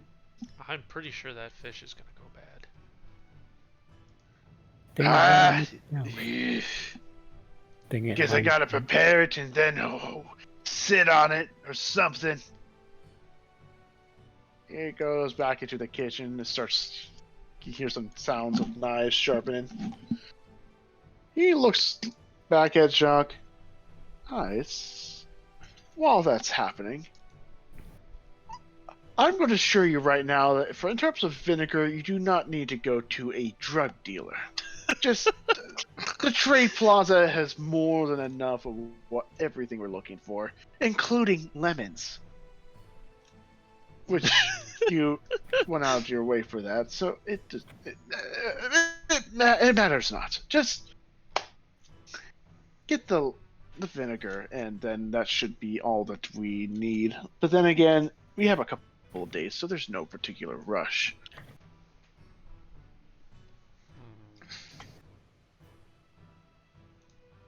Okay. What should our next move be? Was there a reason why there was curfew, or is that just an overseer thing? The overseer law? Or overmiser, my bad. Overmiser. It's a law that's been put in place ever since the incidents with the Underdark. It's a safety precaution in case our forces keeping the mine in check is breached, which at that point, we need to make sure everyone is inside and ready for orders. Can't have everyone out in the streets causing chaos. Or something along that matters. I don't really know what the Overmiser's thinking, so... Is it nighttime yet? Informative guess. As for the time of day, no. In fact, I'd say it's about 1 to 2 o'clock. Do we live in a world where there are 24 hours in a day? Yes. Okay, just making sure. Although, there are a few other things you could perhaps do. Although it's not more of a request or anything on my part, but there's a couple places of interest in this city. Do go on. Well, now I'm glad you asked. Anyways, so obviously the trade plaza is where you can find vinegar, but that's another time. Now, since you are adventurers, I'm assuming you're all interested in gearing yourselves, correct? Yep. Yeah. Well, I know of a nice place where you could find such things. Although I will say this is a craft city, so obviously some things you will find more common than others, especially good quality weapons. But although now that I look at all of you and your current arms, it's safe to say that you're pretty satisfied with what you have, or at least nothing that the people have to offer here will really compare. But in the Red Village district, there are some undercover craftsmen, to say the least. They sell various items that you would not quite find anywhere else. Magic items. Now, magic items do exist here in the city, but they're not too common because the ones capable of creating them are few and far in between, and are usually directly employed by the Obermeister. But a couple of them prefer to work as freelancers. And if you're interested in such things, I recommend going to the Red Village.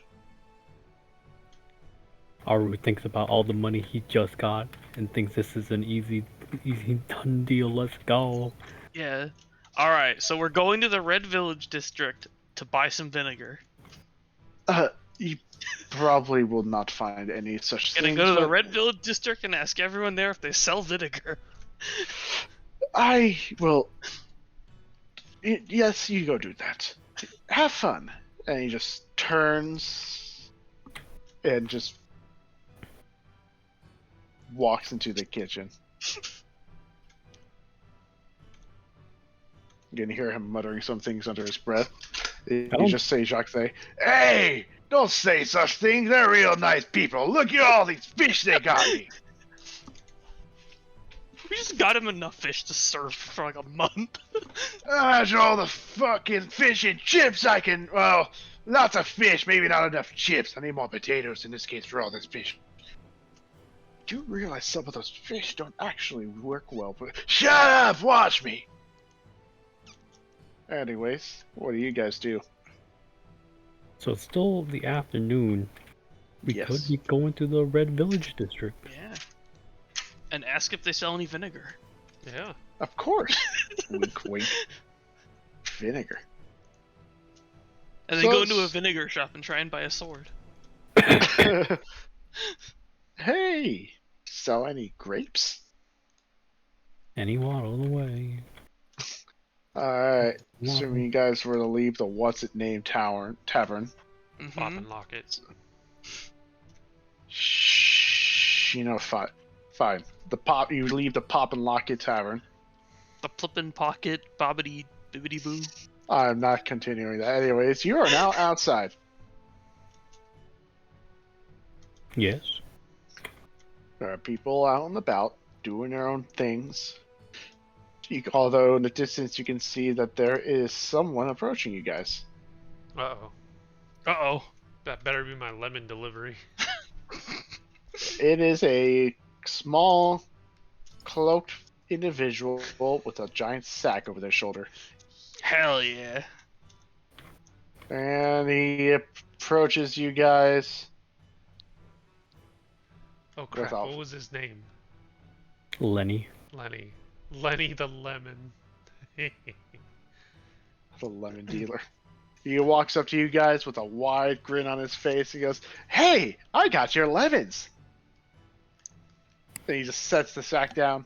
15 gold pieces, please. Can I borrow 5 gold? I'm lost in thought right now, thinking about the vinegar. I do not have money to pay. Swalbo rolls his eyes and pays the guy. 15 gold. He just, thank you. If you ever need lemons, just let me know. No. I'm Lenny the lemon dealer. 5 gold.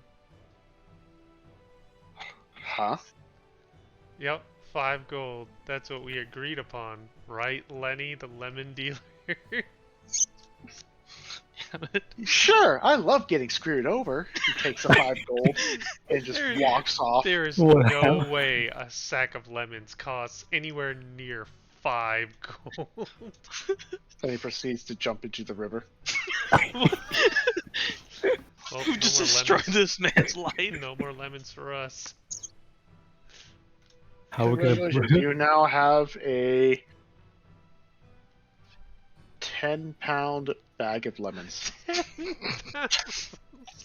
We needed like 1. And an immoral Did you conscience. see all the fish we brought back? We're gonna need this many lemons. These are gonna be the best fish tacos ever. God. So what are you guys doing now? Go to the Red Village Wait, district. how far away are we from the place? From the Bip and Bop? It's the number 1 on the map.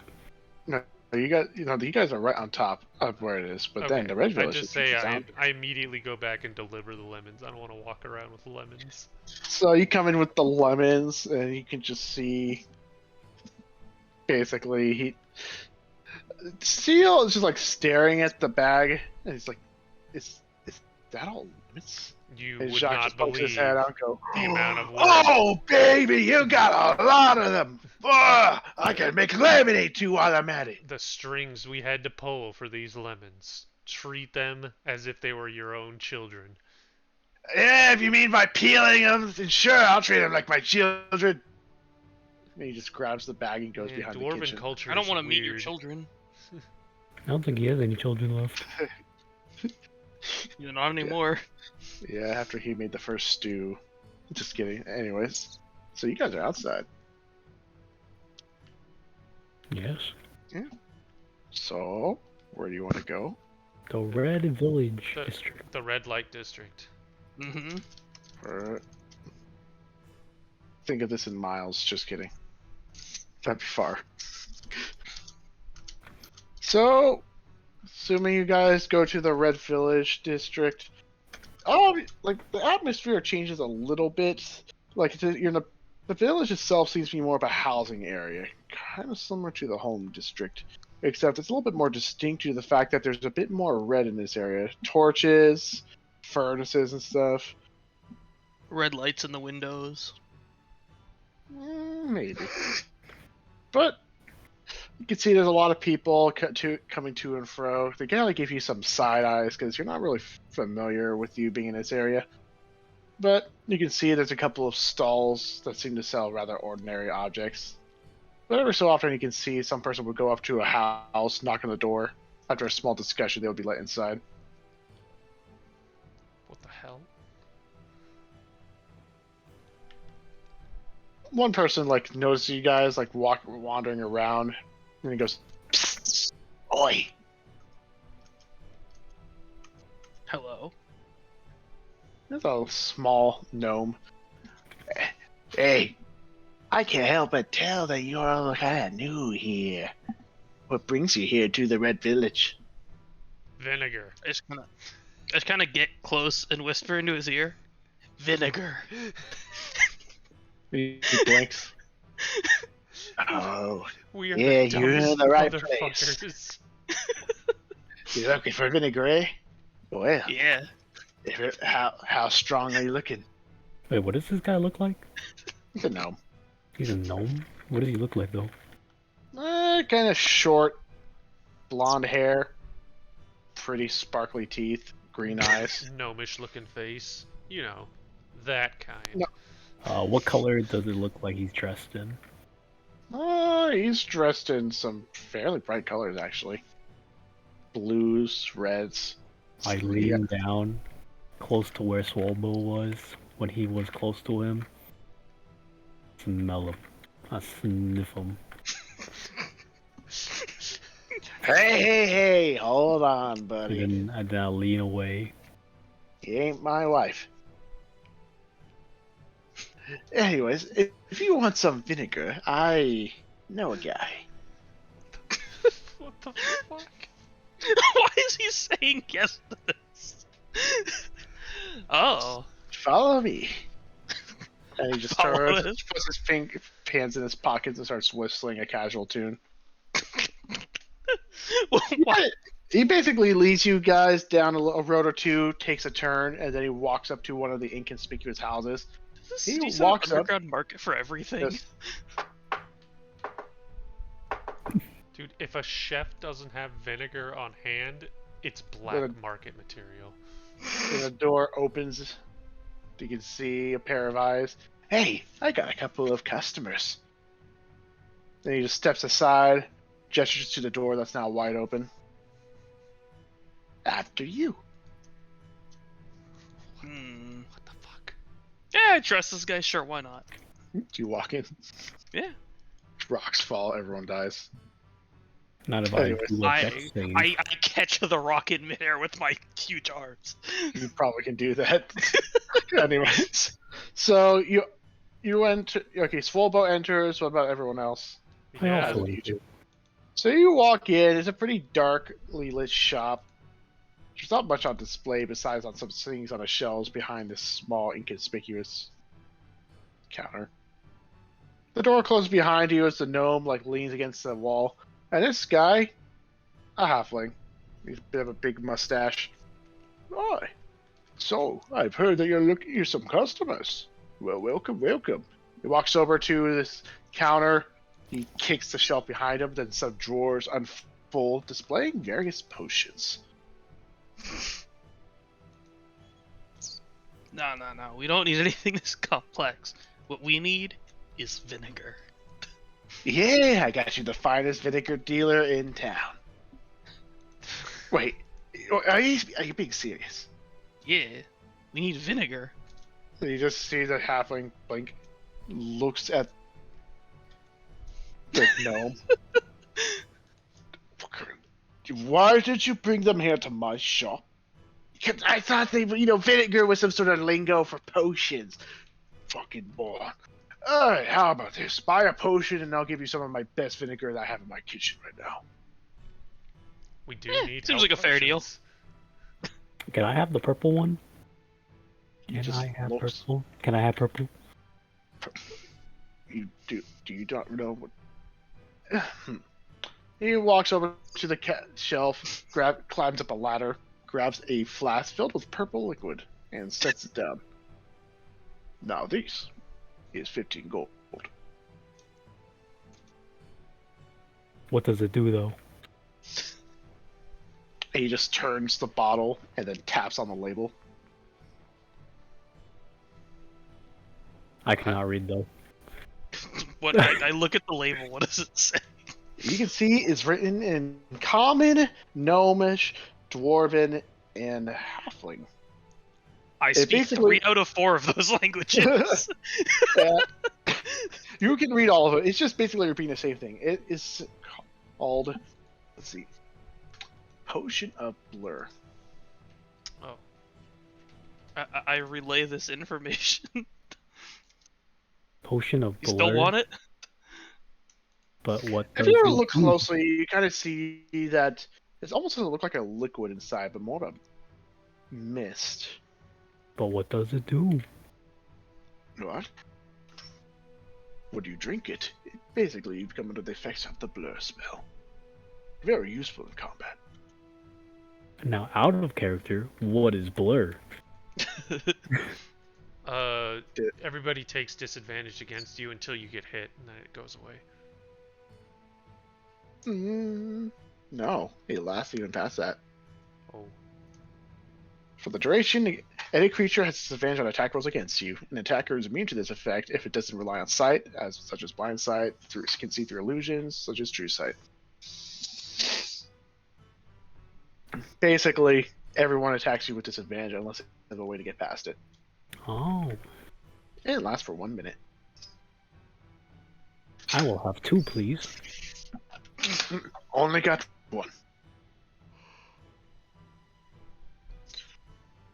I look around. Is there a pink one? Yes. I There's a point to pink the one. pink one. It's on a top shelf. I point to it. He nods his head, climbs up, grabs the bottle. It looks pretty well designed. Kind of like the bottle itself almost looks like it's like a Scotch bottle. You know, like those big round like. It's intricate glasswork. Yeah. Is what you would say. Okay. It's like a Hennessy bottle. Kind of, yeah. It's a pretty well designed bottle. Yeah. And it comes with like a nice cork. He sets it down. This one is 30 gold. But what does it do? He taps on the label. Oh, but what it say? Yeah, what does it say? If you were to read it, obviously in foreign language, it is a potion of charm person. I relay this information. Charm person? So that's just like some kind of seduction spell? Indeed. Whoever drinks this potion will basically be under the effects of the charm person spell on the first person they lay eyes on. Oh, okay, so it works on the user. Or the drinker. Indeed. It is not a love potion, I will say this. But be careful when you use it. This potion has 1 dose. And it can be mixed for weaker effects. If you use half of it and you mix it with something else, it is equivalent of a suggestion spell. Haru just cuts him off. What about that green one? What about green one? He looks up at that. He starts climbing up that shelf. And he grabs a green one. And he slides back down. Sets it in front of you. Swobo, what it say? I read it. God. The potion's kind of wispy. Wispy? And it says Potion of Windwalk. Ooh. I relay this information. And what is Windwalk? Makes you run faster. Is that it? Is that it? It basically turns you into a cloud. Oh, so I would be able to like walk on air? It's Windwalk. While in this cloud Oh. form, a creature has a flying speed of 300 feet and has resistance to damage from non-magical weapons. Ooh. It basically, I think it makes you, it makes you run ridiculously fast, but you can't attack, and basically nothing can attack you either. Wait, I can't attack either? Oh, crap. Yeah, you're a cloud. The only actions a creature can take in this form is the dash action or virtuous normal form. Yeah. Reverting takes 1 minute, during which a creature is incapacitated and can't move. Verting takes 1 minute, So- jeez. But you can essentially haul ass for 600 Yeah. feet a second. Or every 6 A seconds. minute, every 6 seconds. I just look at the purple one and I say, I have purple. I buy this purple. 15 gold. And I put 15 gold on the table. He takes it. He just pushes the potion towards you, and he gets up. So he grabs the potions, puts them back on the respective shelves, gets down, kicks it. The shelves basically fold in to make it look like a standard display wall, and he goes off, leaves the room, and then comes back with another bottle, sets it down. Complimentary vinegar, made by my mother. Alright. Nice doing business with you, sir. Is this an Yes, actual of item or course. just a custom item? The potion should be custom. Oh, okay.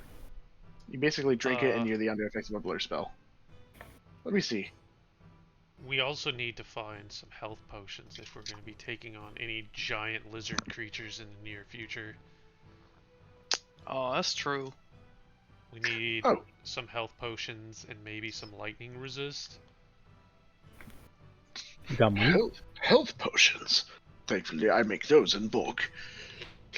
So, and since I have a little bit of an excess, I can sell you at bulk discount. What sort of potions are you looking for? Or at least, what tier? What's the highest you go? He pulls out a list and he starts looking at things. So I usually keep track of my potions, but I make so much. Currently, the highest I can go up to is superior.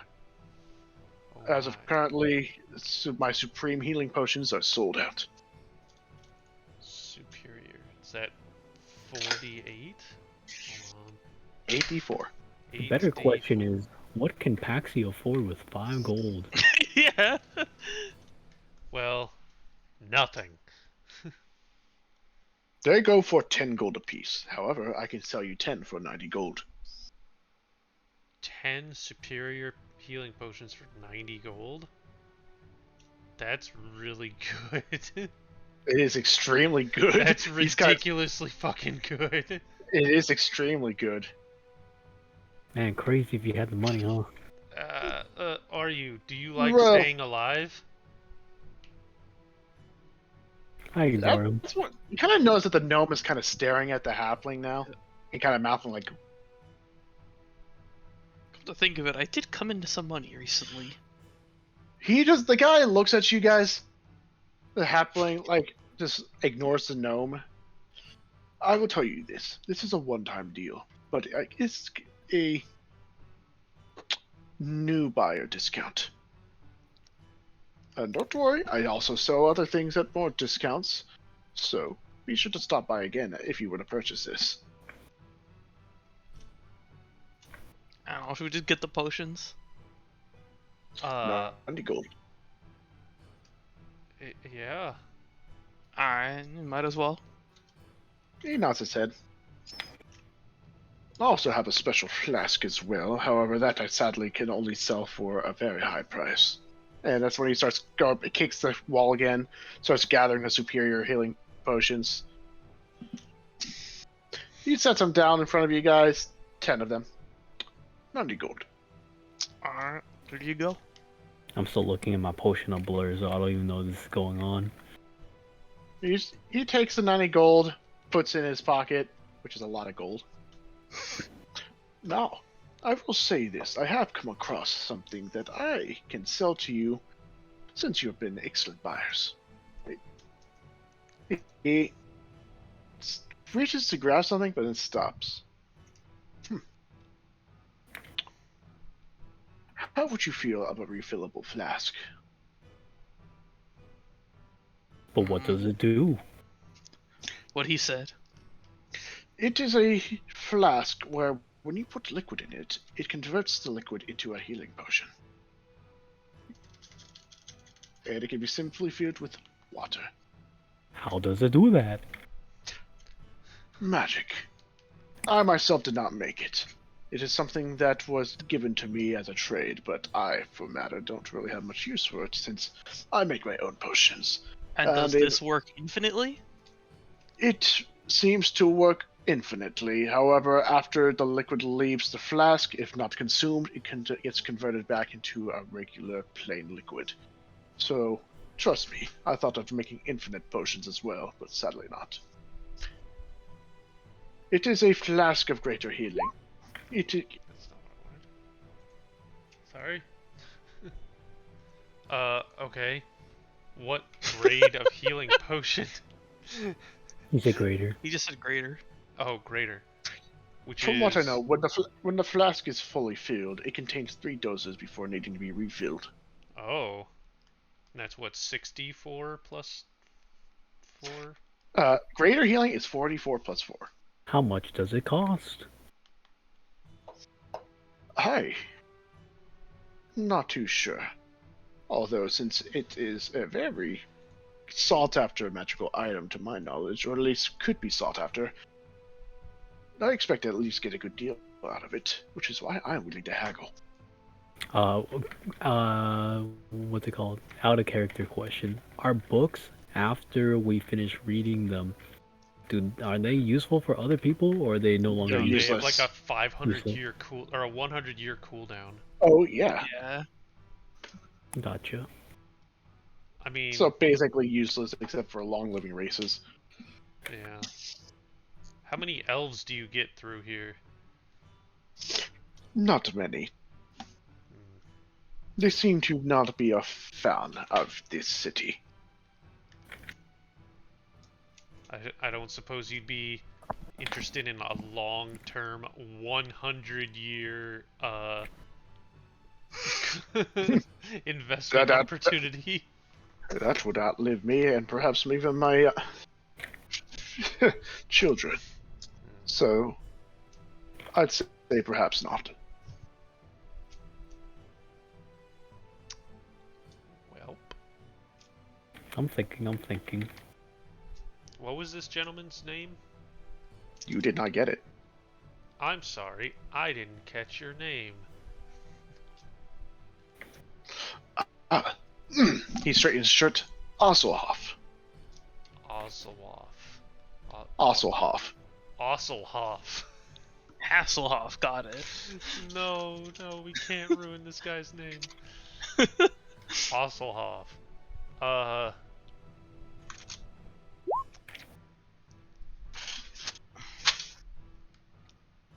Do you have anything that needs doing that a group of adventurers could do for you? I push Taxi aside the moment he says this, and I just say, 100 gold, yes. 100 gold. Sadly, I cannot part with it for that much. I give my apologies. If I were to measure this in actual wealth, I would expect this to go at least for 1,000. But I am not sure if you have that money on your person. I look Got a good around amount the of money, shop. but not that much. I look around the shop. Do I have knowledge that potions are flammable? No. Some potions can be, but if anything, due to the way that these are protected in glass containers, the house itself is more flammable than the potion. Yeah, it's a good thing I have a potion of blur I just bought. Oh, Uh-oh. Oh no. We murder everyone. do I? Okay, but so I have the potion of blur, but I just don't know if it's flammable or not. But I do understand it's some sort of gaseous, product. So I mean, Yeah, it seems like it's gas. Well, if you were to look closely, it's probably because of the fact that the liquid itself is blurring. The person most likely to try and stop us from doing this isn't here, so. Oh Hmm. no. I want to think about this very carefully. Evil alignment. If he Chaotic- just comes back it's to the just- city to find us, like, banished. It's just for chaotic murder. neutral. I just want something and I'll get it, but like within reasonable means. Such as lighting shit on fire. Such as I murder. mean, I tried bargaining and it didn't work. So I mean, now we get to come to Offers this. one price. He says no. Time to use violence. Like, well, Okay. we tried. Kill him. Let me see what else I have, and then first before I resort to that. I swear, officer, I didn't rob this store. I offered him $1 for all of these things first. Damn it, Overmiser is 4 syllables. Jesus. Damn it. Well. Okay, well, now that he has declined the 100 gold offer, I guess I will walk back. I'm still thinking about it, though. Or we not. I plan to keep this thing on me for quite some time, so if you ever find anything else you wish to offer, well, I'm right here. You know what? I will take my jar of black hole and put it on the table. Where the hell did I get that? Looks at it. That thing is pretty damn useful. I don't He know. takes it and looks. What is this? Wait, what does it do? Okay. You remember when we were being chased by that thing where we were like definitely gonna die? And this is the thing that managed to kill it? Well, Oh, really? I've also been told that this thing has a limit, and when it reaches that limit, everything it's ever sucked in comes out. It's true. Oh no. I'm not saying this part out loud. So he's like looking at it, studying, and he turns it the way it like moves like a sledge. Wasn't this the guy that had like the eyepiece that could detect magic or whatever? Nope, No, that was the guy at the bar. Steel. Okay. So Like- he's just like studying it. It's like, And he this starts- is a remnant to start. He looks at you. A remnant. Yes. What does it do? When you pour out the liquid inside, it creates a portable hole. Depending on how much liquid you pour out, determines how big the hole will be. When you stop pouring, the hole slowly closes. Anything that falls into the hole is gone forever. And you're willing to trade this to me? For your potion, for your flask of infinite potion? He gets up from the counter, walks over to a inconspicuous spot. Because, yes, the shop is very inconspicuous, just as I say, it's an inconspicuous salesman. And as he walks up, he sets this bottle down, and he reaches into a pocket, then he reaches into his other pocket, feeling around it, he pulls out a small vial.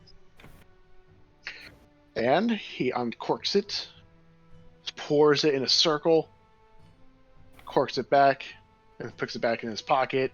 Then he's going to take that remnant, and he's going to step into the circle, and he's going to pop it off. That's when you can hear the sound of suction as air gets pulled into this thing. And he looks at it for a bit, nods his head, and he puts the cap back on. Then he steps out of the circle, pulls it out, and then he pours it into the little ring he made. And when the liquid hits the ground, that's when it creates this pull that starts sucking in air, and he starts looking at it.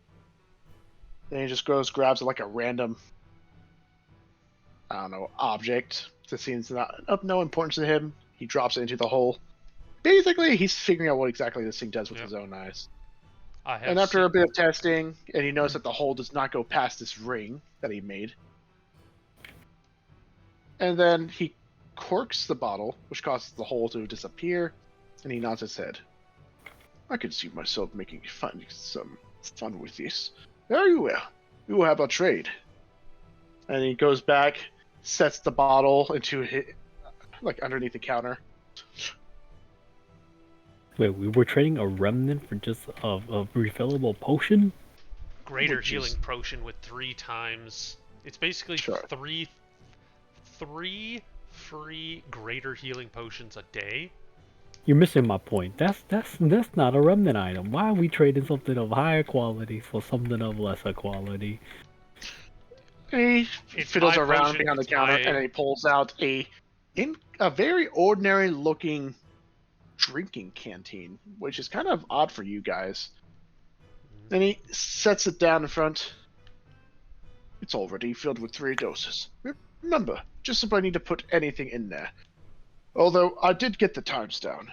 If it's clean water that it is filled up with, it is instant.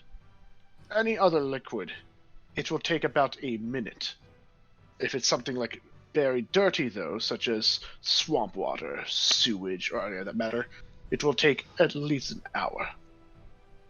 Question. How does insight check work? Is that just to tell if somebody's lying? Yes. Okay, never mind. Out of curiosity, do you, like, I know you didn't make this flask, but do you know how it was made? Are you familiar with its construction? I am not. From my knowledge, this thing here is a remnant. So, a remnant for a remnant trade, in a way. Oh, that's fair. I was talking. What I'm looking for is something a little less... Like, I'm taking the flask, but I'm also looking for something less powerful in the sense of, if I put a liquid into it, it can just duplicate that liquid endlessly. You're thinking of an alchemist flask? Or something similar to it? Something similar. And I do not have any knowledge on those objects. Sadly, How about we I deal in potions. Yeah, we can always go back to Kami and ask to borrow it. That's what you can also I don't think Tommy hear would sell the that thing at gnome any speak up. price. By the way, also, Hoff, you do realize that your information is incorrect. That thing there is not a remnant. It's a magical item from overseas. Guy's lying to us. That's what he blinks. It's not a remnant. Are you sure? This thing is the equivalent of one. Refillable potions. If every single person would have this in possession, I'd be out of business. Yes, that's true, but yeah, that was imported from overseas. It was traded by a group of adventurers who came here because apparently such items are mass-produced. I've been Note to swindled. so.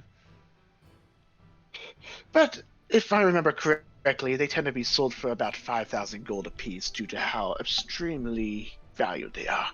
Yep, there we go. What's stopping us from just threatening this guy with the potion of black hole to just suck up all his wares? The fact that he has it in his hand right now. Yes. We'll suck that up too. What? But regardless, such things, they're from overseas. You're not going to be able to find them unless you were to head to the land it came from. And it's a bit of a long journey, or at least from what they've told me. So, to my knowledge, you are the only people on this entire continent to be in possession of a refillable potion flask. So, it's basically a remnant. Suits me just fine. So we got 10 superior potions and a flask with 3 greater healing potions. And you say if we put clean water into it, it refills almost instantaneously. Correct. Anything else takes a minute. Or if it's completely dirty or nasty, an hour. So if I just have a water skin with me and this fat flask already filled, I basically have 6 potions on me. Essentially. And to my knowledge, there are no limits to how many times it can be refilled. Just as long as you have the water. Haru's just thinking to himself, why did he have this pre-filled? Also, to be a bit more specific, it's clean, fresh water, not seawater. Seawater basically is one of the many categories. Have you tried We did magical extensive created testing. water yet? Does produce, what is it? Produce water and food count? Wait, did he fill it up in front of us, like, or did he just... Okay, I don't trust him. I'm gonna... That's when Auseland speaks up. You're more than welcome to test it in front of me if you're suspicious. I did extensive testings. In fact, I would consider you to be rather foolish if you were to just take it at face value. Yeah, Paxi. Taking it. Anyways, I look at Pax and I tell him, empty it and test. Oh, he said that the potion just turns back into water after a certain amount of time, right? Or if it leaves the flask. If it leaves the container when you're not drinking it, it's converted back to the original liquid it was. Okay. Do you have a bowl or something that I can dump this out into? He just shrugs. Auseland just goes to the kitchen, comes back with just a random dish bowl, sets it on the counter. Alright, I dumped the contents of the flask into it, which should turn back into regular water. When it pours out, it looks like it's just a canteen filled with plain water. Okay. Does that look like water? So, like, I taste the water. It's water, right? It tastes like fresh water. Would you like to taste the water?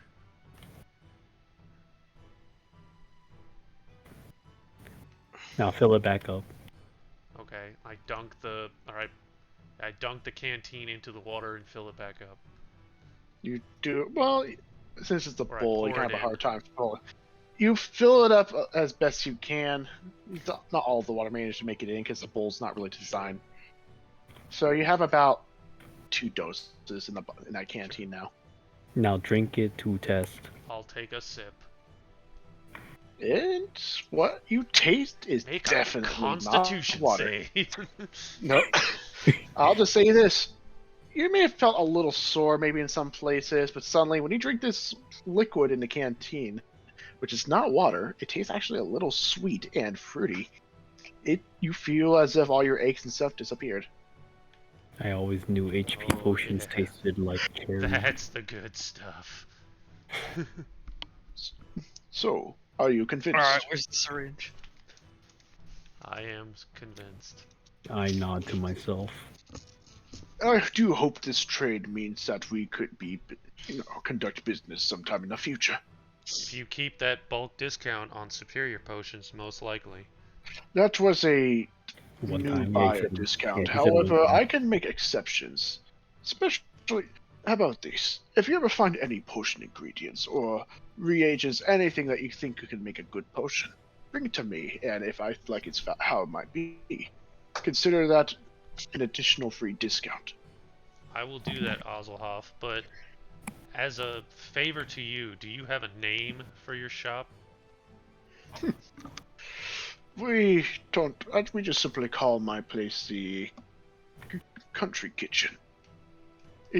We tend to keep the exact origins and name of it on the down low.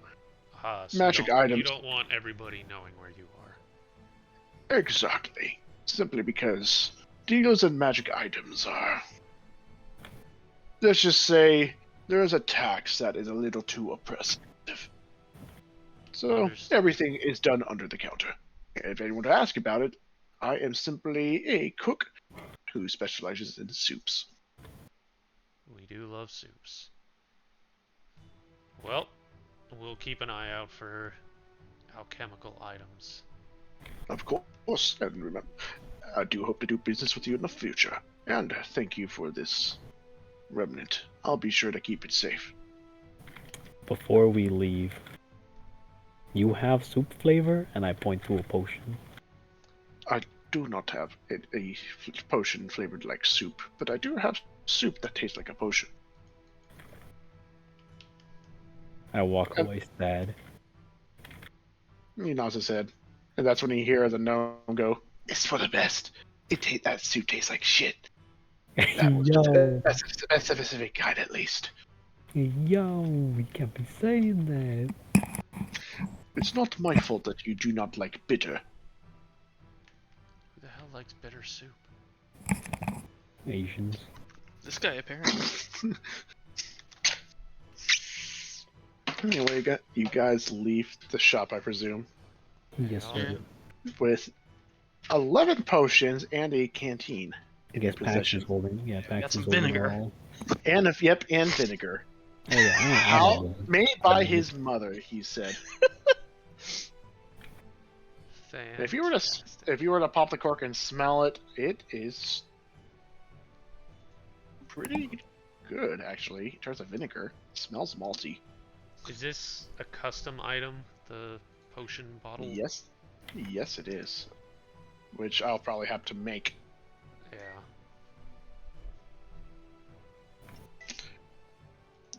I have a long list of things, and that is what I got. So, all right, so we got the I'll vinegar. just add it as a custom thing for now. So I just and then we can add charges. Yeah. All right, so we got our vinegar. Do we want to look for anything else? And then Swolbo, you have the 10 potions. Yeah, I have 10 superior healing potions and a bottle of vinegar. Wait, I have the bottle of vinegar. Or someone has a bottle of vinegar. Yeah, I got the potion of blur. Damn. Oh shit. I did want to ask if he had anything about lightning resist.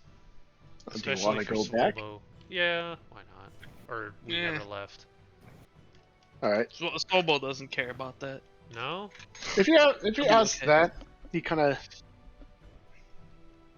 thinks for a moment.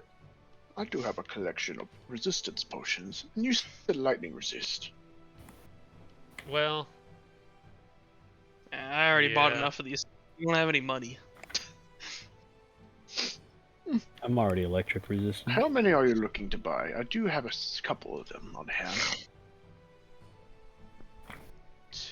2 or 3.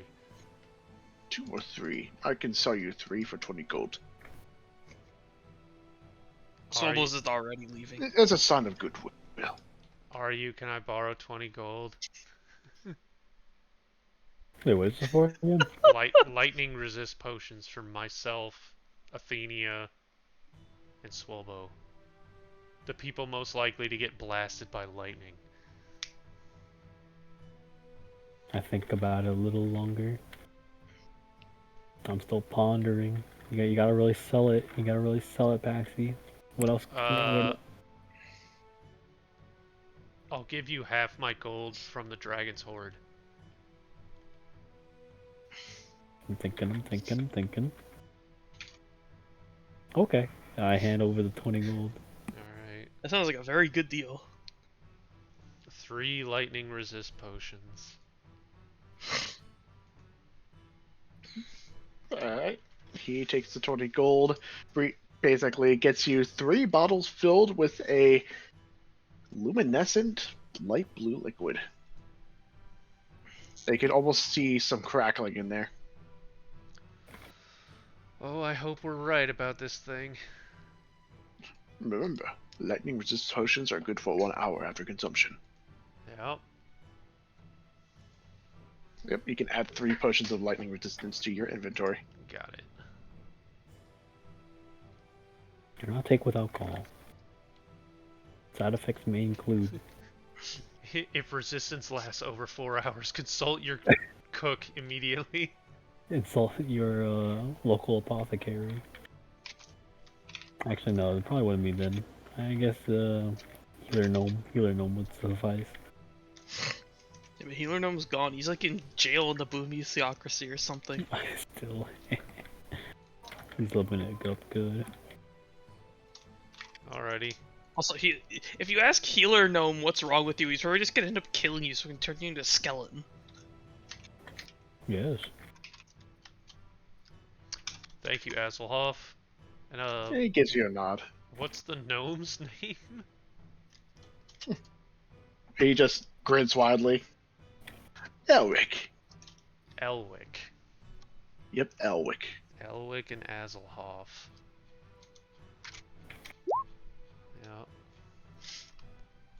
These are in Margrasia.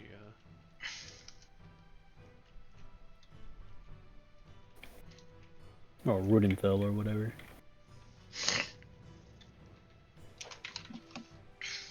Alright. Well, we got what we came for. And some more.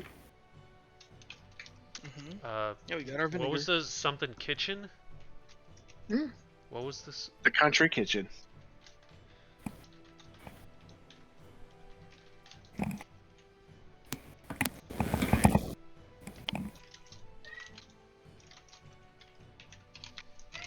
Cool. Yes.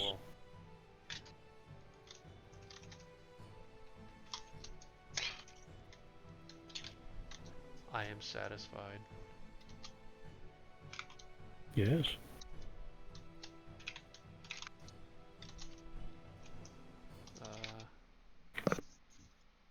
Oh, I guess we head back and give not Ronnie the vinegar. Yeah. Oh my god, I just call him Redstone. I already forgot his name. Was it Jekyll? What? No, Red Rock? Jack is. Yeah, Jock. Jock, It was Red Jock. Rock. Yeah, it's Jock Red Rock. Yeah.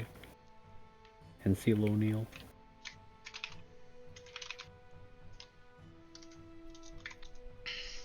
Actually, what's the town map again? Let's see. Do we know what the Forge District is? No. Let's just walk around. Or what time is it right now? Is it curfew time yet? Not yet. You have about a couple more hours before. Oh, actually, I'd say it's about 3 to 4 o'clock now, so you have about. Yeah, it's a decent amount more time before sunset, which is when curfew happens. Yeah, never mind. I'm too lazy.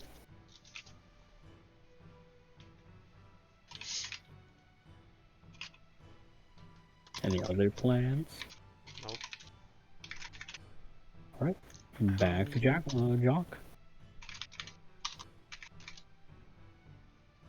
Alright, almost done. Wait, you I'm just sure this is create- what they intended for us to do when they sent us as part of the city. Maybe we should meet up with the other two after we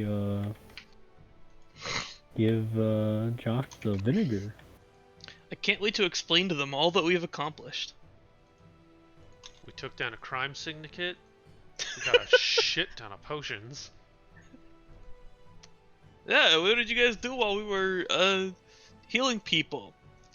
We bought lemons, and we bought fish, and we bought vinegar. And we won 230 gold. Yeah, you guys got stocked up. How'd you come up with that number? What? Just roll 230. We You just 230 gold for that gamble that you just kind of like just pull that out of nowhere.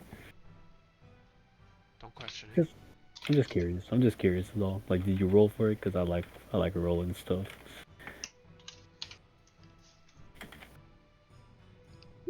I don't think Yeah. he realizes you're talking to him. Yeah, rolling. I'm almost done. I'm just finishing this item. Or actually, I guess it would be 2T 200.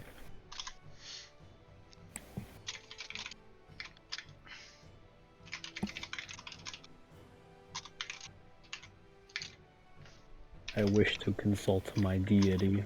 Let's go. Oh shit! Wait, what? What? Imagine if I were playing priest or cleric or whatever. Okay, Mike, you're like the luckiest person I've ever met when it comes to that. You got it like 3 times in one campaign. Oh, Got it twice. Twice? Yeah, once it was before level 13, and I mean the second time was kind of just basically free because I was like level 18 or something, or 20. Yeah, you were 20, so it came free, but I could have swore you landed it at least twice with a roll.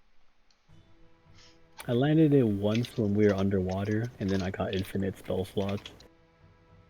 Oh, you used a wish the second time. Never mind. Yeah, probably. Yeah. You guys skipped Alright. the entire Underdark with a wish. And the item has been made. Flask of Breeding Healing should be on the list. Thank Nice. you. Alright, so what is it you guys want to do now? We're going back to go- the kitchen. The poppin' clock. Bibbly Poppin' bobbly. boppin'.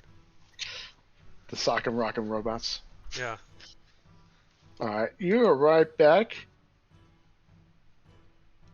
And you can see, well, at least right here, Ronnie is currently Not Ronnie.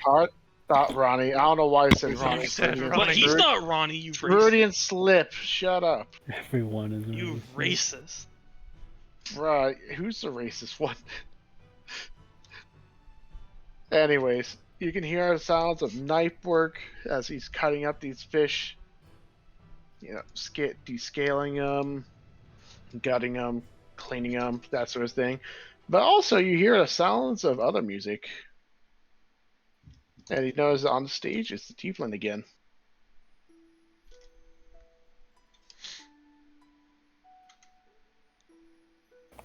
Oh. Nina, as you guys enter,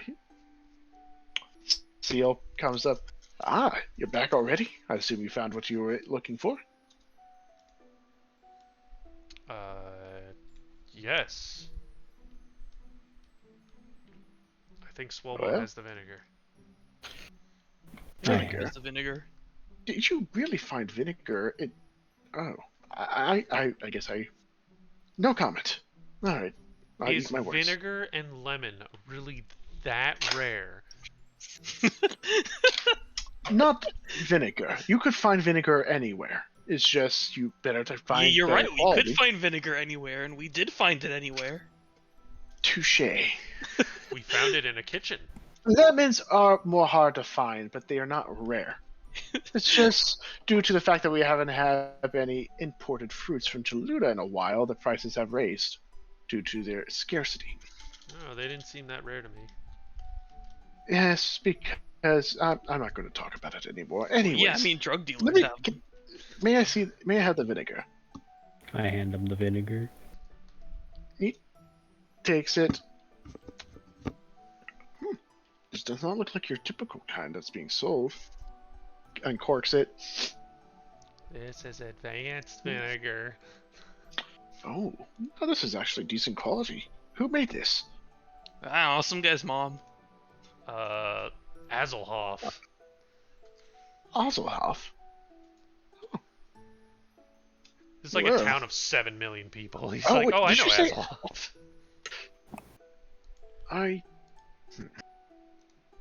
There's no way there's that many people in this type of town. Oh, wait, it's a capital though. But do you maybe. know, I He's the guy have from heard that of... gnomish play Gnome Watch. I've heard of Auseland, however, only by name. I know he operates a shop in the Red Village district. No, he operates a kitchen. He makes soup. Ah, so he... Oh, That's why he had the vinegar. so potions. Interesting. No, No. soup. Soup. Were you not listening? I mean, you don't use vinegar to make potions. Come on, silly. No. Kitchen. I know that lingo. I used to work in the Red Village district. Anyways, thank you for the vinegar. I don't know. He showed us the soups he had. He had vinegar. I don't know why you'd have vinegar in a potion shop. He gives the bottle to Jacques, comes back. Well, we have all of our ingredients right here and then. Well, right here and now. I don't think there's really anything else that we can request until it gets to the actual part of the great crafting. Which, at that point, no matter what Jacques does, his meal will not qualify. Which is why other things will need to be at play. And if your two companions come back, I'm sure whatever they fill you in will assist in getting the Obermeister's favor.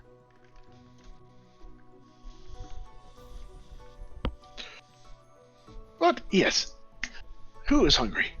We have plenty of fish and chips here. Well, at least we will be having plenty soon. Sounds good. Good. Remember, we will be charging you, of course. What the fuck? We have to keep our business open somehow, you know. We literally got you all the ingredients. Because of the good wills of your heart. How much dinner does like an entire fish net worth of fish pay for? You just hear Jacques poke his head out. Hey! Are you charging them for that stuff? Let's just have a taste test. With meal-sized portions of taste tests. And he just goes back. He just looks back. Well, chef has his word. Your first meal is on us then. But do not consider this to be a normal thing. Man, After all, we don't this just guy we don't- like a month's worth of fish. Which is probably all going to go bad if not properly stowed. Not my fault. That's his fault. That's his problem. Anyways, after a bit, it sounds of frying, some laughing. Almost seems like maniacal. He comes out with several plates filled with, well, actually, it's more like piled high with logs. Because that's like normal fish and chips. Like the fish you expect to be, small, they're big and they're piled on top of each other. And on the side, some sliced lemon and some small cups with the vinegar. He didn't even And cook fries. with the lemon. He just cut up the lemon and threw it on the plate as a garnish. I mean, as many lemons as you got him, he can do a lot of things with it. Remember, you use the lemon juice and put it on the fish. And he just takes an example by taking a wedge and squeezes it. He gets Oh! him back. I almost forgot the tartar sauce. And he runs He back used to in. do a similar thing, but And he with comes lime and back out. coconut. So, and he comes out with a big bowl of tartar sauce. Enjoy. And he goes back in. And you can start hearing more chopping. Normally we'd be charging about at least silver per meal because these are quite good quality ingredients, but you're taste testing, so we cannot charge people who are testing. Also, we gave you all the ingredients. That is fair, out of the goodness of your heart. But do keep in mind, I did give you money to spend, but you used your own money and went into an excessive amount. So that's not on us. Wait, we gave the money back? Or did we keep it? It's 5 I don't even gold. know who got the You can money. Go ahead and keep it. Oh, Are you add 5 gold pieces to your money count? Oh, Nice. okay. Yeah, I'm assuming he gave it to Ryu because Oh, yeah, I'll still be poor. oh, you know what? Since you did go out of your way, he just pulls out a couple more gold pieces and he tosses to you, Paxi, What the and hell? to Swalbo. What the hell happened to we need to keep our shop open? Apparently out the window ever since Jacques spoke We're up just about gonna it. start guilt tripping. Get what the hell? Give me more money. Swalbo and Paxi, you both gain 3 gold pieces. Oh Yay. boy. Now you can spend that on us when you need more food.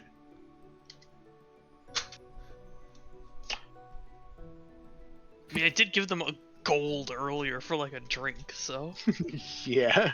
not like And we're he not just being gave- generous and here. he gave you an entire bottle in exchange.